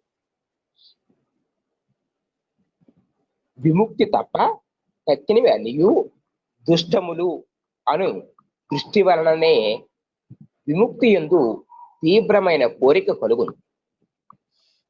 ఇప్పుడు విముక్తి తప్ప మిగతా ఏవి కూడా వ్యర్థమే అని ఎప్పుడైతే తెలుస్తుందో అప్పుడు మాత్రమే ముక్తిని కోరుకుంటారు. దోష దృష్టి వలన విషయ సుఖముల యందు ప్రీతి నశించి వైరాగ్యము కలుగును. దేనివల్ల? దోష దృష్టి వల్ల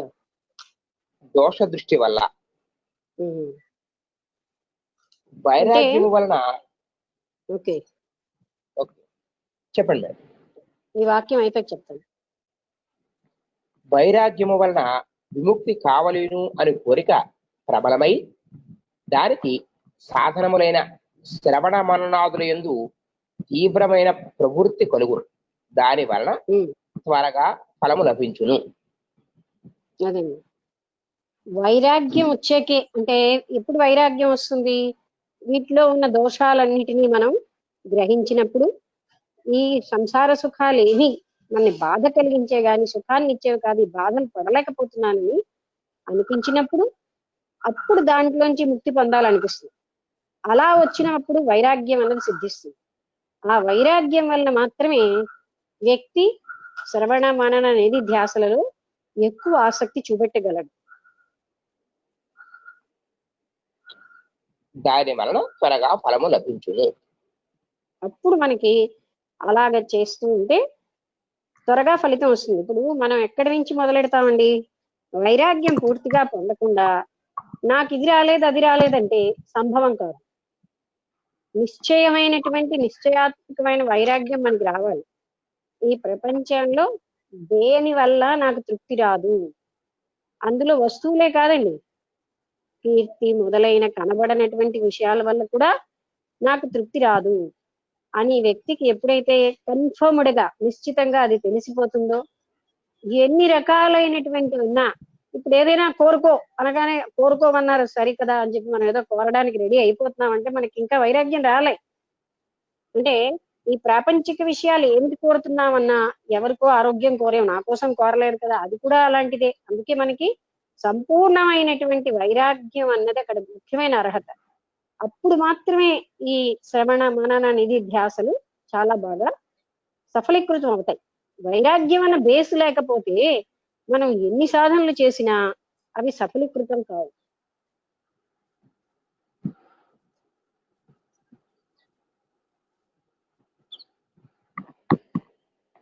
చదివినండి. ఓకే, చదవండి. భార్గవుడు ఇది విని మరల ప్రశ్నించాడు. అయ్యా, సత్సంగము, ఈశ్వరానుగ్రహము, దోష దృష్టి ముక్తిని కలిగించుటకు మూల కారణములని చెప్పారు. వీటిలో ముఖ్యమైన ఆది కారణమేది? అది ఎట్టు ప్రాప్తించును? 3 రకాల ఉపాయాలు మీరు చెప్పారు. దోష దృష్టి, సత్సంగము, మరి ఇంకోటి ఈశ్వరానుగ్రహం. ఈ 3 ముఖ్యమని చెప్పారు కదా, ఇందులో ఏది ప్రబలంగా, ఏది ముఖ్యమైనది అని అడిగారు. పరశురాముడు అడుగుతున్నాడు. నిష్కారణముగా ఏది సంభవింపదు అని కదా పెద్దల నిశ్చయము. కావున ఆ ఆది కారణమే అయినను నిర్హేతుముగా ఎట్లు కలుగుచూ ఉన్నది, ఇది వివరించి చెప్పుము. అది నిర్హేతుకముగా అంటే ఏ కారణం లేకుండా, ఇది ఆది కారణం అంటే అసలు ఏ కారణం లేకుండా ఏమీ జరగదంటారే, ఈ ఆది కారణం ఏంటో నాకు వివరించండి. ఈ 3 ఇది ఎలా సంభవం అన్న అడిగేది. ఏది ప్రాముఖ్యమైనది? ఏది ప్రాముఖ్యమైనది? ఆది కారణం ఏది?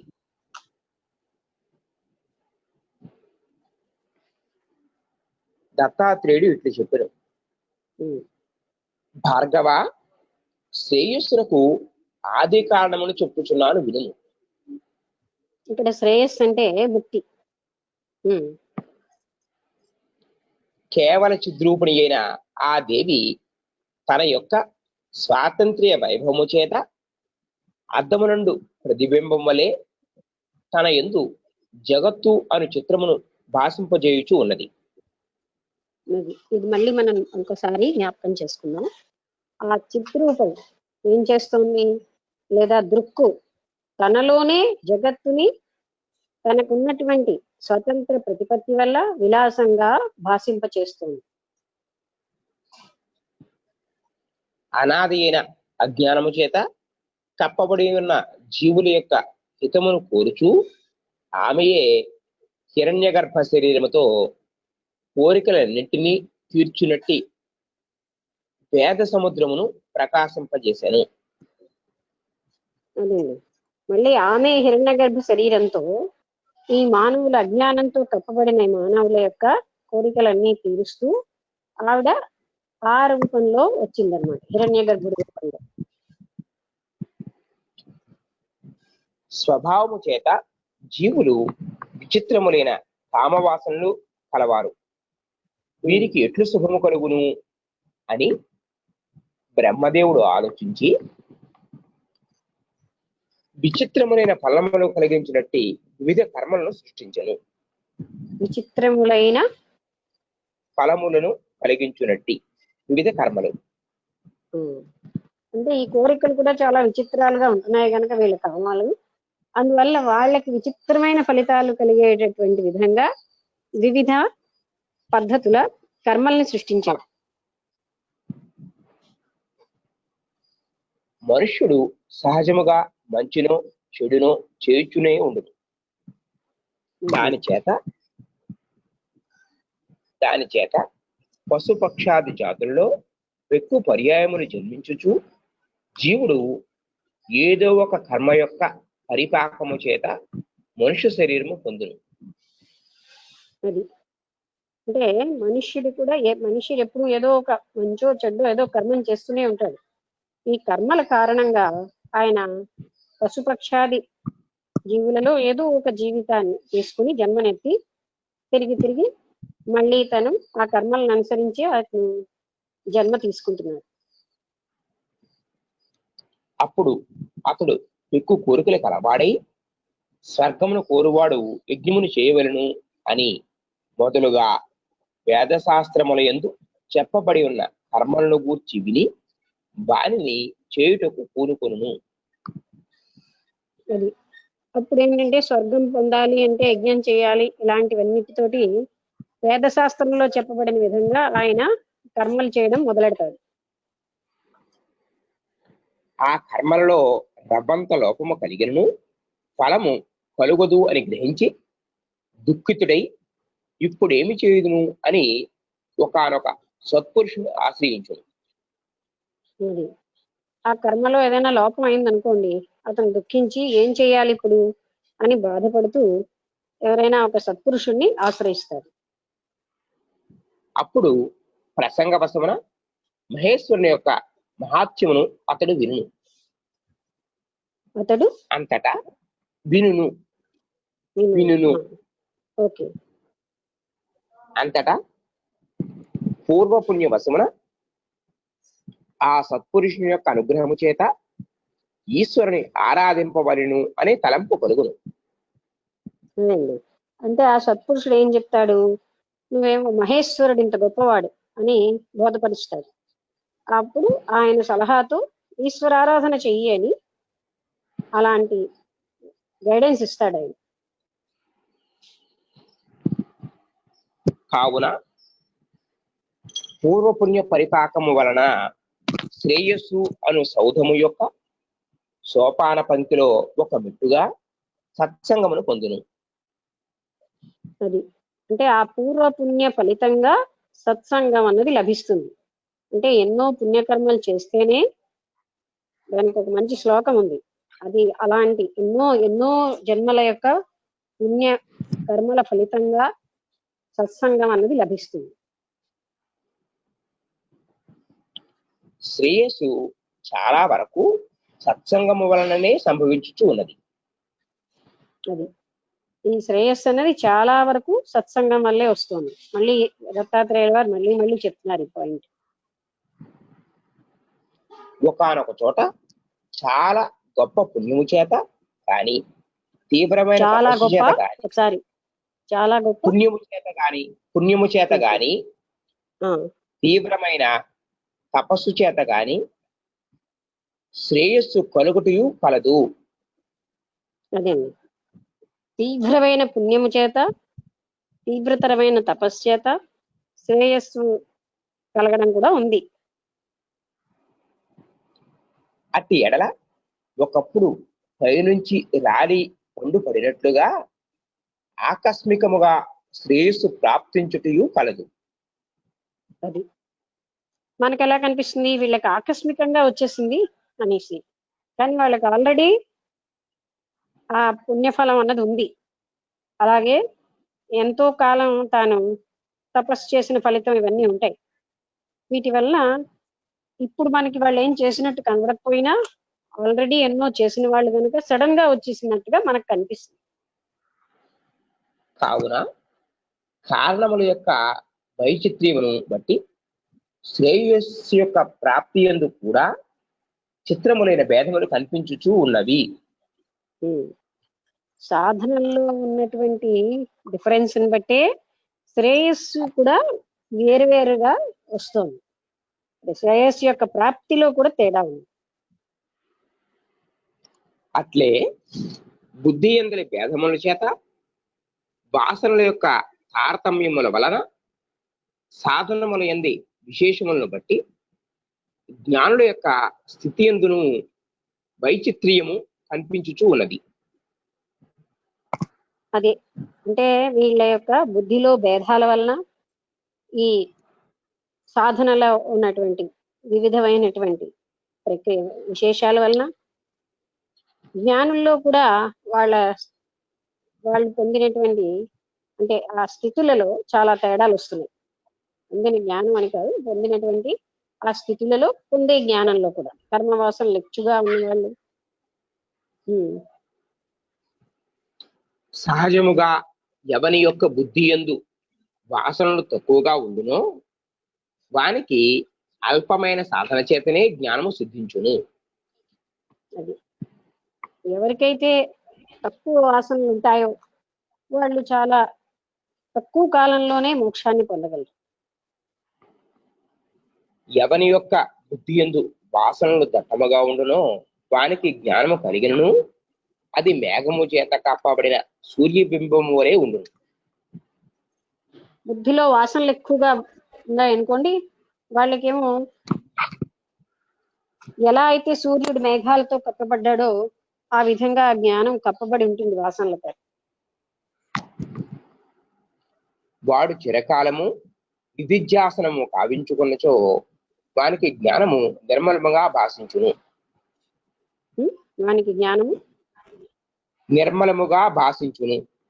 అది అంటే ఎక్కువ నిధ్యాసనంలో ఉన్నవాడికి ఆ జ్ఞానం ఎప్పుడు కూడా నిర్మలంగా ఉంటుంది. ఈ కారణము చేత జ్ఞానుల యొక్క స్థితి అనేక విధములుగా కనిపించుచూ ఉన్నది. అదేండి అంటే పూర్వ వాసనలు బలాల వల్ల వాళ్ళ యొక్క కర్మలు పుణ్యకర్మల వల్ల ఈ జ్ఞానుల యొక్క స్థితిలో ఎన్నో భేదాలు కనిపిస్తున్నాయి. అంటే కొంతమంది ఆ పూర్వకర్మ ఎక్కువ దట్టంగా ఉండి బుద్ధిని ఆవరిస్తే ఆ వాసనలన్నీ వాళ్ళకి చాలా ఎక్కువ కాలం చేయవలసి ఉంటుంది, తీవ్రంగా చేయాల్సి ఉంటుంది. అలా కాకుండా మొట్టమొదటే కొన్ని సాధనలు అయిపోయిన వాళ్ళు సడన్ గా పెద్దగా సాధనలు ఏం చేయకుండానే ముక్తిని పొందుతారు. అలా కాకుండా కొంచెం సాధనలే బాకీ ఉంటే అంటే బాగా ముందే ఎంతో చేసేసిన వాళ్ళు కొద్ది సాధనతోటే ఫలితాన్ని పొందుతున్నారు. జ్ఞానులకు పరస్పరము స్థితి భేదము ఎట్లుండునో చూడును. ఇంకా వాళ్ళ స్థితి భేదాలు చూడండి.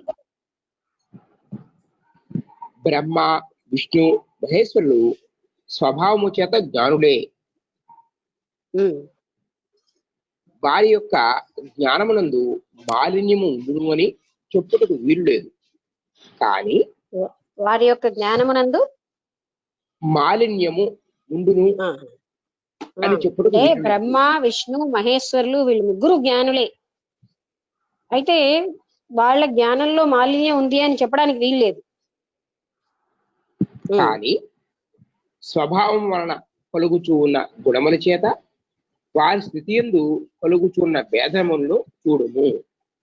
అదండి, స్వభావం వల్ల కలుగుతున్న భేదాల వల్లే వాళ్ళ స్థితిలో భేదాలు ఉంటాయి.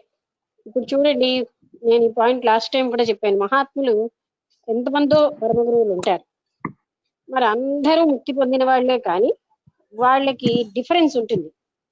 అంటే ప్రతి వ్యక్తికి యునిక్నెస్ ఉంటుంది కదా, ఆ యునిక్నెస్ కారణంగా వాళ్ళలో భేదాలు వస్తాయి.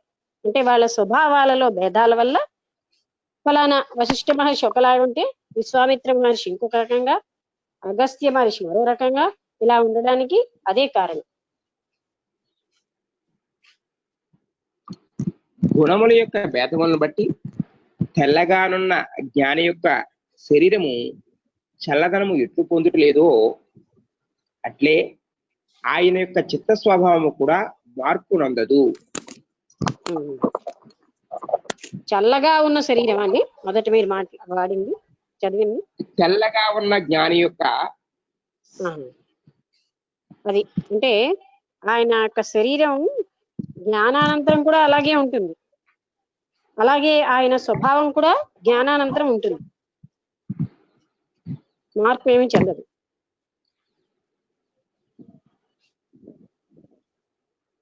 జ్ఞానులుగా అతి క్రూరులము మమ్మే చూడుము. అంటే జ్ఞానులుగా సారీ జ్ఞానులుగా అత్రి కుమారులను మమ్మే చూడుము. అత్రి కుమారుడును మమ్మే అంటే నన్నే చూడు. అత్రి కుమారుడే కదా దత్తాత్రేయులు వారు.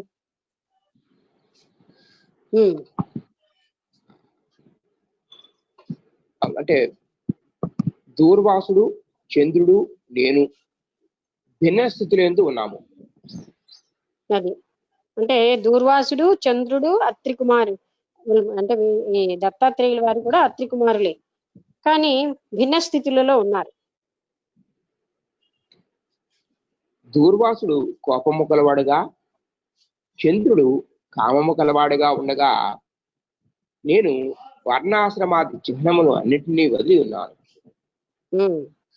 దత్తాత్రేయుల వారు ఏ వర్ణాశ్రమాలని వదిలేసి ఉంటాడు. చంద్రుడు కోరిక అంటే కామము కలవాడిగా ఉంటాడు. దూర్వాసుడు కోపం కలవాడిగా. వీళ్ళలో భేదాలు ఉన్నాయి సుమా. ముగ్గురు జ్ఞానులే, కానీ ముగ్గురులో భేదాలు ఉన్నాయి. వశిష్ఠుడు కర్మిష్ఠుడై ఉండగా సనకాదులు సన్యాసులై ఉన్నారు. అలాగే వశిష్ఠ మహర్షి కర్మలు చేస్తుంది. సనకాదులు వాళ్ళు కేవలంగా సమాధి స్థితిలో ఉంటారు, సన్యాసులు. నారదుడు భక్తిపరుడు కాగా, శుక్రుడు కవిత్వము చెప్పుచు దైత్యులను ఆశ్రయించుండగా, బృహస్పతి దేవతలకు గురువై ఉన్నాడు. నారదుడు భక్తిపరాయణుడైతే బృహస్పతి దేవతలకు గురువు, శుక్రుడు ఏమిటంటే కవిత్వం అవి చెప్తూ దేవతలని ఆశ్రయించగా రాక్షసులను ఆశ్రయించి ఉంటాడు శుక్రాచార్య.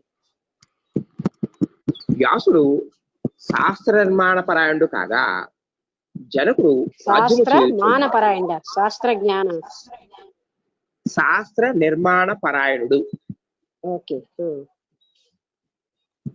కాగా జనకుడు రాజ్యమును చేయుచూ ఉన్నాడు. అది జనకుడు రాజ్యం చేస్తూ ఉంటే వ్యాసుడు శాస్త్ర నిర్మాణాలు చేశాడు. జడభరతుడు సర్వసంగ పరిత్యాగి అయ్యను.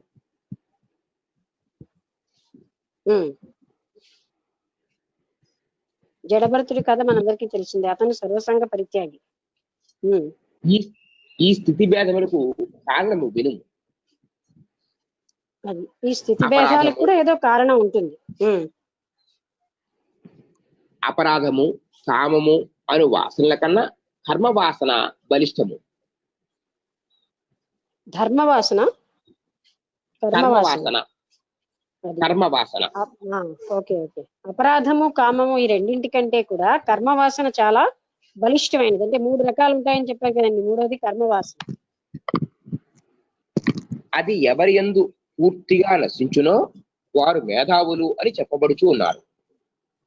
ఈ కర్మవాసన ఎవరిలో పూర్తిగా నశించిపోతుందో వాళ్ళని మేధావులు అని అంటున్నారు. వారికి అపరాధ వాసన ఉండనే ఉండదు. ఇప్పుడు అపరాధము అంటే ఏంటి? అశ్రద్ధ అంటే విశ్వాసం లేకపోవడం అనే వాసన వాళ్ళకు ఉండదు మేధావులకి. ఇంకా కామాది వాసనలను అది జ్ఞానమునకు ప్రతిబంధకములు కావు. అది వాళ్ళలో కామాది వాసనలు మిగిలిపోయినా జ్ఞానానికి మాత్రం అడ్డు మాత్రం కావు. ప్రతిబంధకములు అంటే అడ్డులు కావు. అమ్మ నమస్తే. అమ్మా నమస్కారం, చెప్పండి. ఈ కర్మవాసనలు నశించాయి అన్న వాళ్ళ యొక్క స్థితి ఎట్లాగుంటుందో ఒకసారి కొద్దిగా వివరించండి అమ్మ. చెప్తున్నారు కదండి, వీళ్ళకి కర్మవాసన జ్ఞానానంతరం ఉండిపోయినా అవి వాళ్ళ జ్ఞానాన్ని అడ్డవు అని ఇక్కడ మహాత్ముల విషయంలో చెప్తున్నారు. అంటే రకరకాలైన కర్మలు చేసేయాలి అనేటటువంటి, ఈ పని చేయాలి, ఆ పని చేయాలి, ఇది నా పని కనుక, కర్తవ్యం కనుక చేస్తాను, ఇలాగ కర్మవాసన. అందుకే కృష్ణమూర్తి గారు పెద్ద ఫీట్ ది మాస్టర్ లో అంటే మనం శరీర నిగ్రహము అంటాం కదా, దానిని కంట్రోల్ ఆన్ యాక్షన్స్ అని చెప్పారు. నా గురువు నాకు ఇదే చెప్పాడు కనుక నేను ఇదే చెప్తున్నానని. అంటే మనము ఈ 4 మార్గాలు, వివేకము, వైరాగ్యము, షట్ సంపత్తి, ప్రేమ, ఈ 4 ముముక్షువులకు అవసరమని. అందులో ఆయన ఏం చెప్తారంటే ఈ షట్ సంపత్తిలో కంట్రోల్ అండ్ యాక్షన్స్ అని వాడారు. అంటే మనం సమము దమము అని వాడతాం కదా, అలాగే కంట్రోల్ ఆఫ్ ద మైండ్, ఈ కంట్రోల్ అండ్ యాక్షన్స్ అని వాడారు. ఎందుకంటే కర్మ వాసనలే అక్కడ చాలా ప్రబలంగా ఉంటున్నాయి కనుక ఆ కంట్రోల్ అండ్ యాక్షన్స్ అంటే మనకి కంట్రోల్ ఉండదు. మనం బాగా పని చేయగలం కదా అని ఇంకోళ్ళ పనిలోకి వెళ్ళిపోతాం. అక్కడ కూడా నాకే పని వచ్చని చేసేస్తాం అవసరం లేకపోయినా. అలాగా దెర్ ఇస్ నో కంట్రోల్. అలాగే చాలా చోట్ల కర్మ నాకే బాగా వచ్చు అనేటటువంటి అహంకారంతో ఎన్నో ఇబ్బందులు పెడుతూ ఉంటాం. అవసరం లేనివి బాధ కలిగించే కర్మలు చేసేస్తూనే ఉంటాం, ఆ కర్మ నాకే వచ్చని. ఇలాగా ఈ కర్మ వాసన, ఇది కర్మ వాసన తొలగడం అంటే వాళ్ళకి ఎప్పుడైతే అలాంటి, ఇది మాత్రం చాలా కష్టమైనదే, ఇది తొలగించుకోవాలి అనేది చాలా తీవ్రతరమైన ప్రయత్నం వల్లే అవుతుంది. అంటే మనం అనుకుంటాం కానీ ఇది చిన్నదిగా కనిపిస్తున్నా ఇది చాలా పవర్ఫుల్. చాలా మంది మిగతావన్నీ ఇప్పుడు కోరిక అన్నది తగ్గొచ్చు, తర్వాత శ్రద్ధ విశ్వాసం పెరగొచ్చు, కానీ కర్మవాసన బలం తొలగించుకోవడం చాలా కష్టం. తొలగించుకున్న వాడికి కంట్రోల్ ఉంటుందన్నమాట. దెన్ ఎప్పుడైతే యాక్షన్ అవసరమో అప్పుడే చేస్తాడు, అవసరం లేనప్పుడు వదిలేస్తాడు. అంటే ఆ కంట్రోల్ అన్నమాట, చర్యల మీద కంట్రోల్ ఉంటుంది, పనుల మీద. అర్థమైంది కదండి నాగేశ్వరరావు గారు? అర్థమైందమ్మా. అయితే ఇక్కడ ఏం చెప్తున్నారంటే ఈ జ్ఞానుల్లో తేడాలకి కొంత కర్మవాసనలు ఉన్నా ఆ కర్మవాసనలు వాళ్ళ జ్ఞానాన్ని అడ్డుగా ఉండవు, అవరోధంగా ఉండవు. ఆ కర్మవాసనల వల్ల వాళ్ళు తేడాలుగా ఉంటున్నారు ఒక జ్ఞానికి మరొక జ్ఞానికి. ఇప్పుడు చంద్రుడు ఒకలాగా, దుర్వాసుడు ఒకలాగా, దత్తాత్రేయులు ఒకలాగా, అత్రి కుమారులే అయినా ముగ్గురికి తేడా ఉంది. ఈ తేడాలకు కారణం ఏమిటి అంటే వాళ్ళ వాళ్ళ స్వభావాలు. స్వభావం దేని వల్ల అంటే ఇలాంటి వాసనల వల్ల ఉండిపోతుంది. కానీ ఆ వాసనలు అక్కడ జ్ఞానాన్ని అడ్డేటట్టుగా ఉండవు, ప్రత్యేకంగా విభిన్నంగా కనబడుతున్నారే కానీ వారి జ్ఞానాన్ని అడ్డే వాసనలు ఉండవు అక్కడ. ఓకే,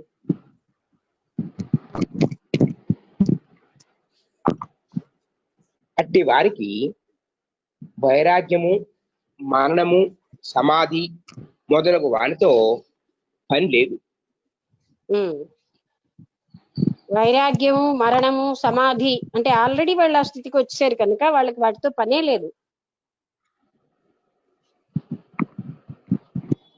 వారు ఒక్కసారి తత్వమును విన్నంతనే అప్పుడే కొంచెం మనన ధ్యానములు చేసుకొని నిస్సందేహముగా ఆత్మను తెలుసుకొని జనకాదుల వలె జీవన్ముక్తులు అవుతూ ఉన్నారు.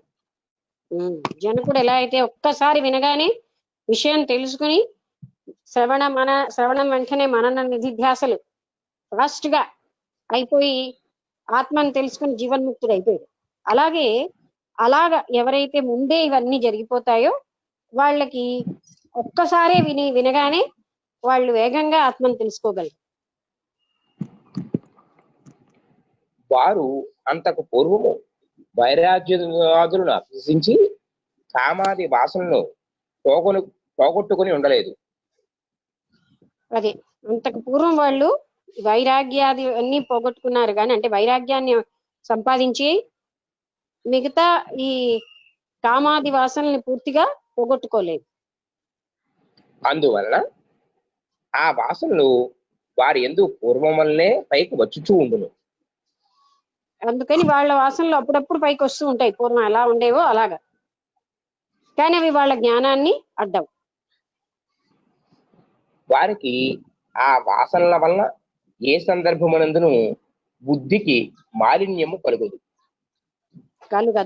కదండి, కలుగదు. మీరు కలుగును కలగదు రెండు ఒకలాగే ఉంటున్నాయి.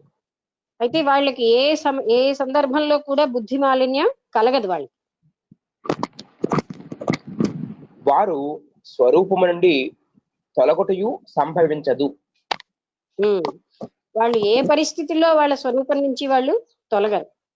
అంటే ఈ వాసనలేవి కూడా వాళ్ళని వాళ్ళ స్వరూప జ్ఞానం నుంచి పైకి తొలగనివ్వదు. వీరిని ఉత్తమ జ్ఞానులు అని విద్వాంసులు చెప్పుదురు. అది ఇలాంటి వాళ్ళనే మనం ఉత్తమ జ్ఞానులు అని, బుద్ధిమంతులైన వాళ్ళు అంటే వీళ్ళని ఉత్తమ జ్ఞానులు అని అంటారు.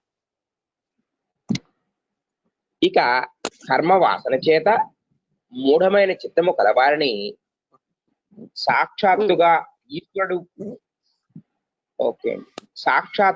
ఈశ్వరుడు బోధించను జ్ఞానము కలుగదు.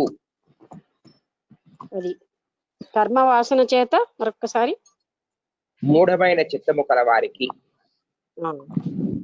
అలా అండి, కర్మ వాసనలతో మూఢంగా ఉన్నటువంటి ఈ చిత్తం ఉన్న వాళ్ళకి సాక్షాత్తు ఈశ్వరుడే బోధించినా సరే వాళ్ళ జ్ఞానం కలగదు. ఎందుకంటే వాళ్ళ చిత్తం కర్మ వాసనలతో మూఢమైపోయి ఉంది.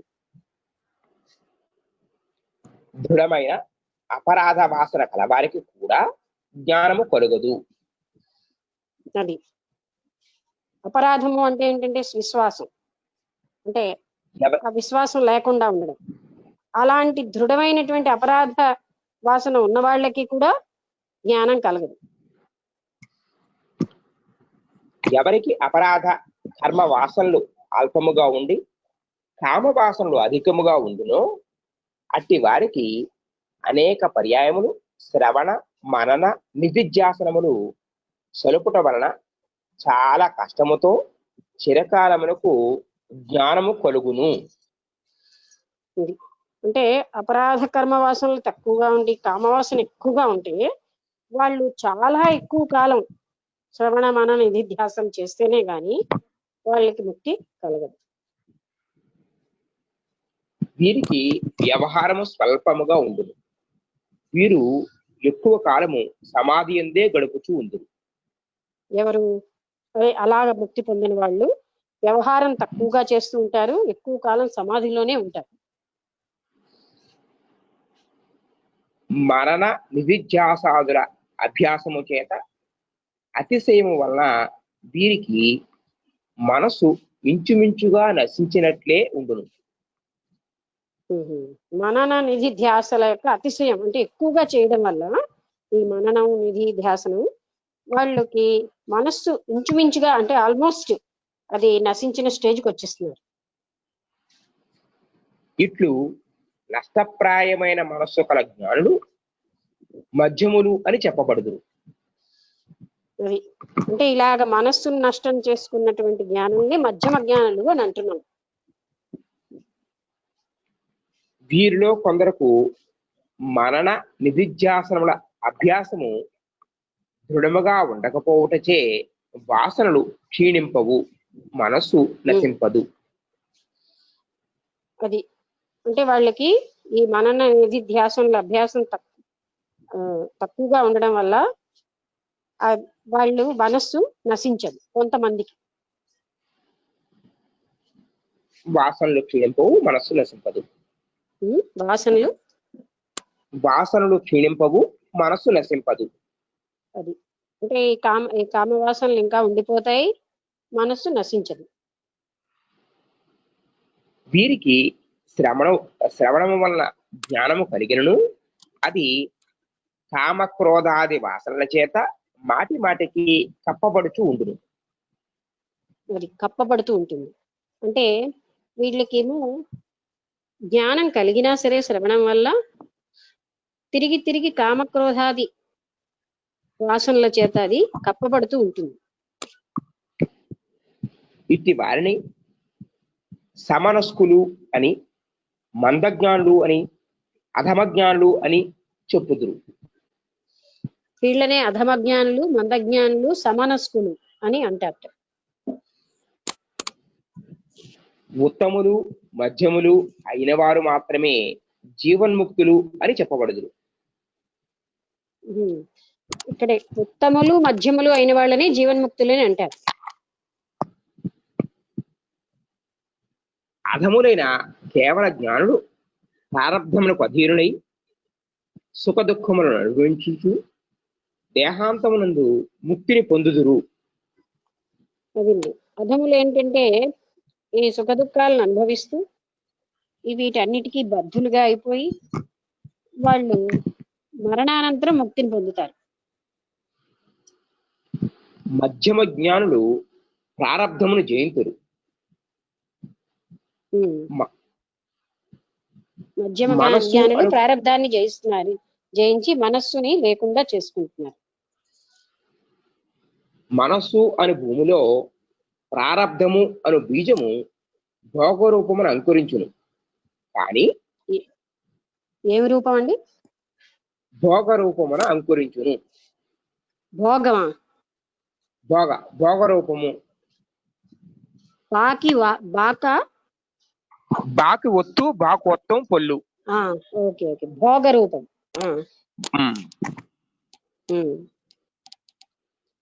అదే వీళ్ళ మధ్యమంలో అది ఈ మనస్సు ఇవన్నీ భోగ రూపంలో అంటే ఈ మనస్సులో భోగ రూపాన్ని దాలుస్తాయన్నమాట వాళ్ళలో ఉన్నవన్నీ. కానీ వీరికి మనస్సు నశించిపోవుట చేత ఆ ప్రారబ్ధ బీజములు గాదిలో అడుగున పడియుండు ధాన్యపు గింజల వలె మొలకెత్తక క్రమముగా నశించిపోవును. అదండి, వీళ్ళకి కూడా ప్రారంభం ఉంటుంది కానీ ఈ ప్రారంధ బీజములు మనసులో ఉన్నాయి కదా, ఆ మనసు నశించిపోవడం వల్ల ఒక గాదెలో కిందని ధాన్యం అంతా తీసేసిన కొంచెం ధాన్యం గింజలు పడి ఉంటాయి, అవి అలాగే నశించిపోతాయి. అలాగే ఇవి నెమ్మదిగా వాళ్ళలో నశించిపోతాయి ఈ ప్రారంధ కర్మలు కూడా. ఎవరిలో? మధ్యమ జ్ఞానులలో.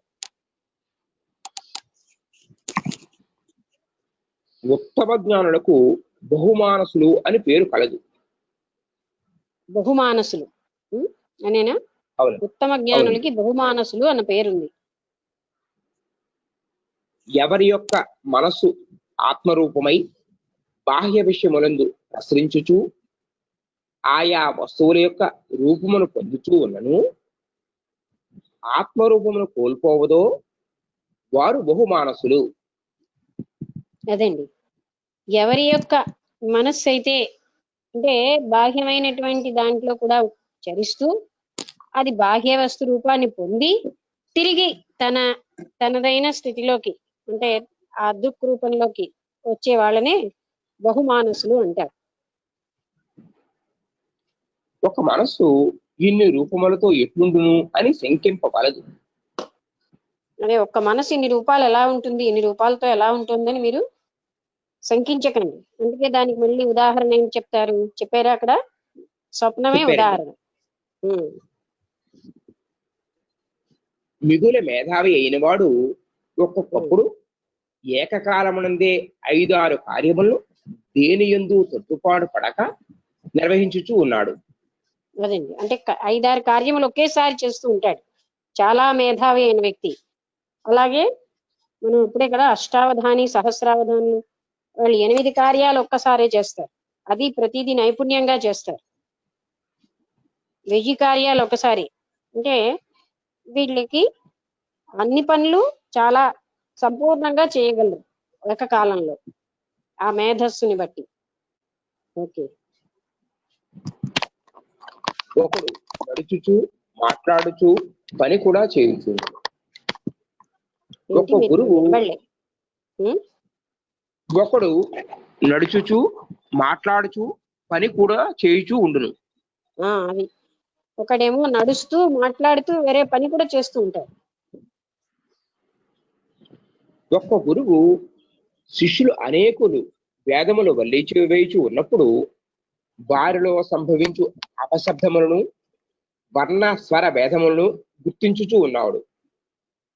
ఎంతో మంది శిష్యులు ఒకేసారి వేదాలు వర్ణిస్తున్నా ఒక గురువు ఏమో వాళ్ళ భేదంగా ఎవడైతే అది వర్ణించేయడం వర్ణభేదాన్ని వెంటనే గుర్తిస్తున్నాడు. ఇంతమంది ఇన్ని రకాలుగా వర్ణిస్తూ ఉంటే ఆ వేదాన్ని అటువంటి అటెన్షన్ ఉన్న వ్యక్తి దాన్ని పట్టుకోగలడు ఆ గురువు. నీవు సహస్రబాహుడకు కార్తవీర్యార్జున్ని జయించితేవి కదా. సహస్ర ఆ, ఆ. అంటే పరశురాముడు 1000 బాహువులు ఉన్నటువంటి ఆ తన పేరు మళ్ళీ అంటే ఏంటంటే అతని పేరు కార్తవీర్యార్జునుడిని కార్తవీర్యార్జునుడు 1000 బాహువులు అడుగుతాడు కదా, దత్తాత్రేయుల వారి యొక్క అనుగ్రహంతో వస్తుంది. నువ్వు 1000 బాహువులు ఉన్నటువంటి కార్తవీర్యార్జునుని జయించావు కదా. అతడు ఏకకాలములనే అనేక విధములైన ఆయుధములను అనేక బాహువులతో గైకొని ఏ ఆయుధము యొక్క ప్రయోగమునందు పొరపాటు పడక యుద్ధము చేయుచుండుట నీవు చూసియే ఉంటివి. అదే నువ్వు వీర్యార్జునుడితోటి యుద్ధం చేసినప్పుడు ఆయనకి ఒక్కొక్క బాహువులోని ఒక్కొక్క ఆయుధం ఉంది. అయితే ఆ ఆయుధాలన్నీ ఏమీ తప్పకుండా గురి తప్పకుండా ఆయన ప్రయోగించడం నువ్వు చూసావు కదా. అంటే అన్ని బాహువుల్లో ఉన్నది ఆయన ఏకకాలంలో చేస్తూ ఉంటాడు. అట్టి వారి యొక్క మనస్సు వారు నిర్వహించుచున్న కార్యముల పద్ధతిని అనుసరించి అనేక విధములుగా రూపొంది ఆయా కార్యములను ఏకకాలమునందే నిర్వహించుచూ ఉన్నది. వాళ్ళ మనస్సు అన్ని రూపాలు పొందుతోంది, ఏకకాలంలోనే ఇన్ని కార్యాలని నిర్వహించగలుగుతుంది. అట్లే ఉత్తమ జ్ఞానుల యొక్క మనసు కూడా బాహ్యమున పెక్కు పదార్థముల రూపములను పొందుచూ ఉన్నను ఎల్లప్పుడూ ఆత్మస్వరూపమునకు విరుద్ధము కాకుండా ఉండును. ఉత్తమ జ్ఞానుల యొక్క స్వభావం కూడా ఒకేసారి ఎన్నో రకాలైనటువంటి రూపాలు పొంది ఆత్మజ్ఞానాన్ని మాత్రం ఎప్పుడూ పొందుతూనే ఉంటారు వాళ్ళు. అనగా వారికి స్వరూప విస్మృతి ఎప్పుడునూ ఉండదు అన్నమాట. అంటే ఉత్తమ జ్ఞానులకి స్వరూప విస్మృతి అంటే స్వరూపాన్ని మర్చిపోవడం అన్నది ఎప్పుడు ఉండదు. వారినే బహుమానసులు అందురు. అది వాళ్ళనే మనం బహుమానసులు అంటున్నాం. వారి యొక్క మనసునందు ప్రారబ్ధ బీజములు సుఖరూపముగానో దుఃఖరూపములను అంకురిస్తూ ఉండగానే జ్ఞానము అను అగ్ని వాటిని దగ్ధమనర్చుచూ ఉండును. అది వాళ్ళకి సుఖ రూపంలోని దుఃఖ రూపంలోని ఇవన్నీ అంకురిస్తూనే ఉండే లోపలే అంకురిస్తాయి, గాని వెంటనే జ్ఞానాగ్ని వాటిని దగ్ధం చేసేస్తూ ఉంటుంది. అంటే ఏంటండి, సుఖమును దుఃఖము కలుగుతూ ఉంటే మూలక రూపంలో ఉండగానే జ్ఞానాగ్ని దగ్ధం చేసేస్తుంది. జ్ఞానం అన్నది ఉన్నప్పుడు సుఖం ఏమిటి అసలు అనేది తెలుస్తుంది అనమాట. అందుకనే జ్ఞానాగ్ని దగ్ధ కర్మాణి అంటే ఎటువంటి కర్మలు, ఆ కర్మలన్నింటినీ కూడా జ్ఞానం అన్న దాంతో మనం కర్మ దగ్ధం చేసుకోవచ్చు. అలాగే ఇక్కడ వీళ్ళకి ఇంకా మొలకలుగా వస్తున్నాయి సుఖం దుఃఖం, ఈ లోపలే అవి దగ్ధం అయిపోతూ ఉంటాయి వాళ్ళలో ఉన్న జ్ఞానం వల్ల. మొలకయే నశించినప్పుడు చెట్టు ఉండదు, ఫలము అసలే ఉండదు. మొలకే నశించిపోయినప్పుడు చెట్టుగా అది మారదు, ఫలం అసలే ఉండదు. సుఖ దుఃఖములు అను అంకురములకు హర్షశోకములు ఫలములు. సుఖ దుఃఖములు అనేటటువంటి వేళ్ళకి హర్ష శోకములే ఫలములు. సుఖం వల్ల హర్షము, దుఃఖం వల్ల శోకము. సుఖమో దుఃఖమో తోచుచూ ఉన్నంతనే ఇది నా స్వరూపము కాదు అని త్రోసివేయచు ఉన్నచో సుఖము వలన హర్షము కాని దుఃఖము వలన శోకము కాని కలుగదు. ఇదండి, సుఖము దుఃఖము తోచుతూ ఉన్నప్పుడే ఇది ఈ సుఖం నా స్వరూపం కాదు, దుఃఖం నా స్వరూపం కాదని తోసివేసేస్తే అప్పుడు వాళ్ళకి హర్షము శోకము ఏమీ ఉండవు. అనగా సుఖ దుఃఖములు భాషించునే కాని అవి ఫలమొసంగవు. అది సుఖ దుఃఖములు భాషిస్తాయి కానీ ఫలాన్ని ఇవ్వవు. అంటే సుఖమని తెలుస్తుంది, దుఃఖమని తెలుస్తుంది, కానీ వాళ్ళకి హర్షము గాని శోకము గాని ఉండవు. 1,00,000 రూపాయల బహుమతి వచ్చినది అని తెలియట సుఖము. అది కలిగినంతనే బంధుమిత్రులకు చెప్పి విందులతో వినోదములతో ప్రసంగించుట, సంతోషించుట, హర్షము. అదండి. అంటే హర్షం వ్యక్తం చేసుకోవడం. 1,00,000 రూపాయలు లాటరీ వచ్చింది అనుకోండి, అది కలిగినంతనే అందరికీ చెప్పేసి వాళ్ళని విందులకి పిలిచి అలాగ తెలియజేసుకోవడం హర్షం. 1,00,000 రూపాయల నష్టము వచ్చినదని తెలియట దుఃఖము. అది కలిగినంతనే 10 మందితో చెప్పుకొని విలపించుచు దిగులు పడి ఉండుట శోకము. అది 1,00,000 రూపాయలు పోయాయి అనుకోండి, అప్పుడు అది అందరికీ చెప్పి వాళ్ళు దిగులు పడ్డారని శోకం అంటున్నాం. పామరులకు సుఖము వలన హర్షము, దుఃఖము వలన శోకము కలుగుచూ ఉండగా జ్ఞానికి సామాన్యులందరికీ సుఖం వల్ల హర్షం, దుఃఖం వల్ల శోకము కలుగుతున్నాయి కదా. జ్ఞానికి సుఖ దుఃఖములు పుట్టిన వెంటనే నశించును, అందువలన హర్ష శోకములు కలుగవు.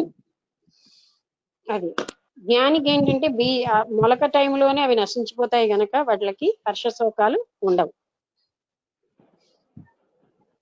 మరి అయిపోయిందా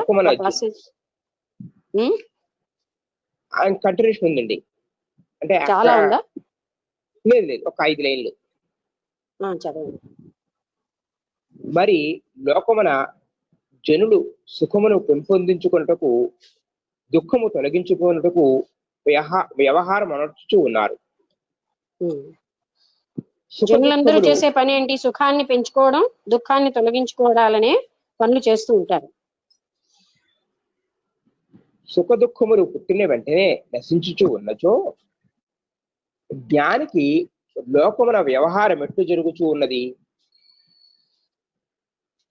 వారు ఇతరులతో వ్యవహరించినప్పుడు ఆ వ్యవహారమునకు ఆవశ్యకములైన భావములను కల్పించుకొనుచూ ఉందిరు. అదండి. అంటే జ్ఞానులకి మరి ఏమీ ఉండనప్పుడు వాళ్ళు వ్యవహారాలు, సుఖ దుఃఖాలు లేకపోతే ఎలా వ్యవహారాలు చేస్తున్నారంటే వాళ్ళ వ్యవహారానికి సంబంధించినటువంటి విషయాల్లో ఆ జ్ఞానాన్ని కలిగించుకుంటూ ఉంటారు. ఇక్కడికి ఈ పేరా అయిందండి. నెక్స్ట్ పేరా స్టార్ట్ అవుతుంది. ఓకే, అయితే ఇక్కడికి ఎంత మనకి ఇంకా ఎన్ని నిమిషాలు ఉంది? 2 నిమిషాలు ఉందండి. 58, 7:58. ఈ చదివిన దాంట్లో ఎక్కడైనా ఎవరికైనా సందేహం ఉంటే అడగండి.